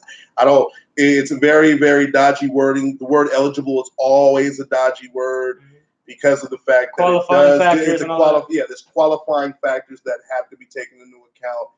And if you descended from a slave, that should be the only thing that matters in this. And then there it is. Once you politicize reparations and you begin to just make the divisions on it, what you do is you stigmatize it to the point where it's very unattractive. I don't even think most black people really support reparations in the sense of the way that the ADOS movement is talking about. No. I don't know. I don't know. I mean, I don't have a problem with more money, but I don't have a problem with more money. I just don't have a problem with you trying to put me through the hoops to get it. Even in ADOS movement, you have to cut the check. Right. You still got to. I mean, whoever's telling me I got to come to them and tell them what I need. Like, here's the cold rub. There's gonna be. If you hit me, if I come in, I'll say like, look, I'm born in America. I mean, I can pretty much look at my nose. It's very pointy, so that means somewhere along the lines I probably had some white blood mingled in with mine, which means I know I'm not from Africa. I've never been to Africa. I know how I got here, and I know why I'm still here. If there's any other question there behind that, I'm going to be pissed off because there shouldn't be any other question about where I'm from. There shouldn't even be any other question about how I get paid out. So that's going to be, that's what I'm saying. I hear eligible. I hear restriction. I hear restriction. I hear separation. And I hear people not getting what they deserve. And I don't like, I don't know, I've always said I don't like governing committees because I don't know who's going to be on that governing committee and what happens if they have a whole lot more. Of course, Antonio Moore and okay, so like, are they gonna be elected? Are you elected officials? Right, that's what I'm saying. Like any oversight committee is always going to be subject to it's human. They're human beings. Human error, and human error is a huge factor in almost everything. But there does have to be a decision on allocation. Of course. I agree with that, but I just don't like. I don't like if he comes in and he says he's a descendant of a slave and he's lived in America his whole life. Are we going to discriminate against him? Well, how do you determine if you are a descendant of a slave? But how do you determine you're an American descendant? Some people don't know who their daddy is. That's real tough too. Yep. That's real tough too. That's real tough. I mean, there's a lot of people's mom don't know who their daddy is. Right. Some people. Ask my mom about some people are born. Some people are orphans. Some people are orphans. Yep. Some people are in the foster care system. Yeah. Abandoned by their parents. I mean, at that point, you can start trying to chop down at who. How do you know who is what? Yeah. Oh, he looks like What you do? I know what they're gonna do. They're gonna take that 10%. That how they want that 10% for advertising. They're gonna go to Ancestry. They're gonna go get Ancestry.com to tip it. You're like, trace this for us, please, sir, just so we can make sure. And that's part of the 10% allocation we asked for earlier. But I mean, all jokes aside, I'm just it. I mean, how far back? Like, say you have generational gaps where you just can't find documentation. Or say there's some dude and he's really white and he's like, look, I'm a descendant of a slave. Because if I have, if I have one set of parents. Mm-hmm. And I have 2 sets of grandparents. Yeah. I have 4 sets of great grandparents. Mm-hmm. I have 8 sets of great grandparents. I have 16 sets of great grandparents. Yeah. One of them was a slave. I'm a descendant of a slave, and I'm white. Well, here's the even I'm a descendant of a slave, of an American slave. How much blood do we need? Because I mean, if the rules go back to the whole 1 drop of blood makes you black, I mean, you're gonna have a ton of white people lining up for that shit too. Right. Well, so there's certain Native American scholarships you can't apply to unless you're at least an 8th. So there's that. I'm not even joking. Right. Salik got me wild as hell, man. You damn right. You damn right. If you're like, my last name's Shangamire, I'm not fucking with Ancestry.com. They had my black ass in the Democratic Republic of Congo tomorrow. If you Ancestry.com, that will never determine somebody being ADOS. They just say that they're of African descent. I mean, but that's what I was saying. Like, I mean, how much blood are they going to start? I mean, that's eligible. That's one of those eligibility questions we got to worry about. How much blood does make you actually an ancestor of? And speaking of Salik, Salik is probably one of the most insightful people from Soapbox Heroes on this subject. I've watched a lot of his work, and I do respect a lot of what he has to say. And one of the beautiful things that he said on a previous Soapbox Heroes, when we were talking about the ADOS movement, is he alluded to the fact that when you make it about slavery, you get one result, but then to make it about genocide is something, because when slavery was going on, it was legal. Yeah. And to get someone to pay punitive damage on something that was legal at the time and allowed really tough. Is tough. But when you're talking about genocide, America at different junctures has paid out to Native Americans, has paid to the Japanese for genocide. I'm just saying, even. I forget what the term is for that, but it's not genocide. I think it's like fratricide or something like that. But they paid them for having them go to those internment camps as well. But I mean, they did definitely pay the Indians for the Trail of Tears and things of that. And they paid a lot of people. They paid Holocaust survivors. Yeah, I was gonna say. And Germany paid Holocaust survivors, so it wasn't that we didn't have much. But these are legal precedents, because first of all, another thing Salik did allude to is it's an international movement, like we were talking about before. Like, this is an international genocide, and so you can use international legal precedents in order to at the end of the day, in order to make a case. Again, as I've always even as I said at the beginning of this conversation that we were having today, is that the American slavery was unique in how many people perished during that. I mean, you can almost look at it as somewhat of a genocide because, we were definitely treated as animals and we were killed as such. I mean, there's documented proof that black people were boiled alive. Yeah. They were hunted down and fed to dogs. I mean, some of the atrocities that were committed. I mean, even if it's your legal property, you don't get to vandalize your own property. You don't get to. I can't go drive my car into a wall and just walk away from it like I didn't wreck it. Somebody gonna make me pay for that. Unless your wall. So, even if it's my wall, I mean, I'm gonna have to pay for that. Yeah. I mean, even in criminal court, I can be held liable for the way I damaged or destroyed my own property. So, I mean, they definitely, even though slavery was still legal, I mean, the way that the property was treated is going to definitely. It definitely would sway a court of opinion to feel like that the American slave owner committed some human rights violations in the way they took care of the way that they treated them. So, you can still win that in court. It just would take you looking at it, like you said, on an international level as far as human rights are concerned. So, but in summation, I mean, I'm glad y'all tuned in. We had the 2 hour and 30 mark, so we're going to try to tighten this up. Friend of the people, any closing statements you want to make? Oh, well, yeah, you guys go ahead. What you got going on? Me? Yeah, a whole lot of nothing, just trying to survive and not feel the pressure as a Latino in this country about what's going on at our southern border.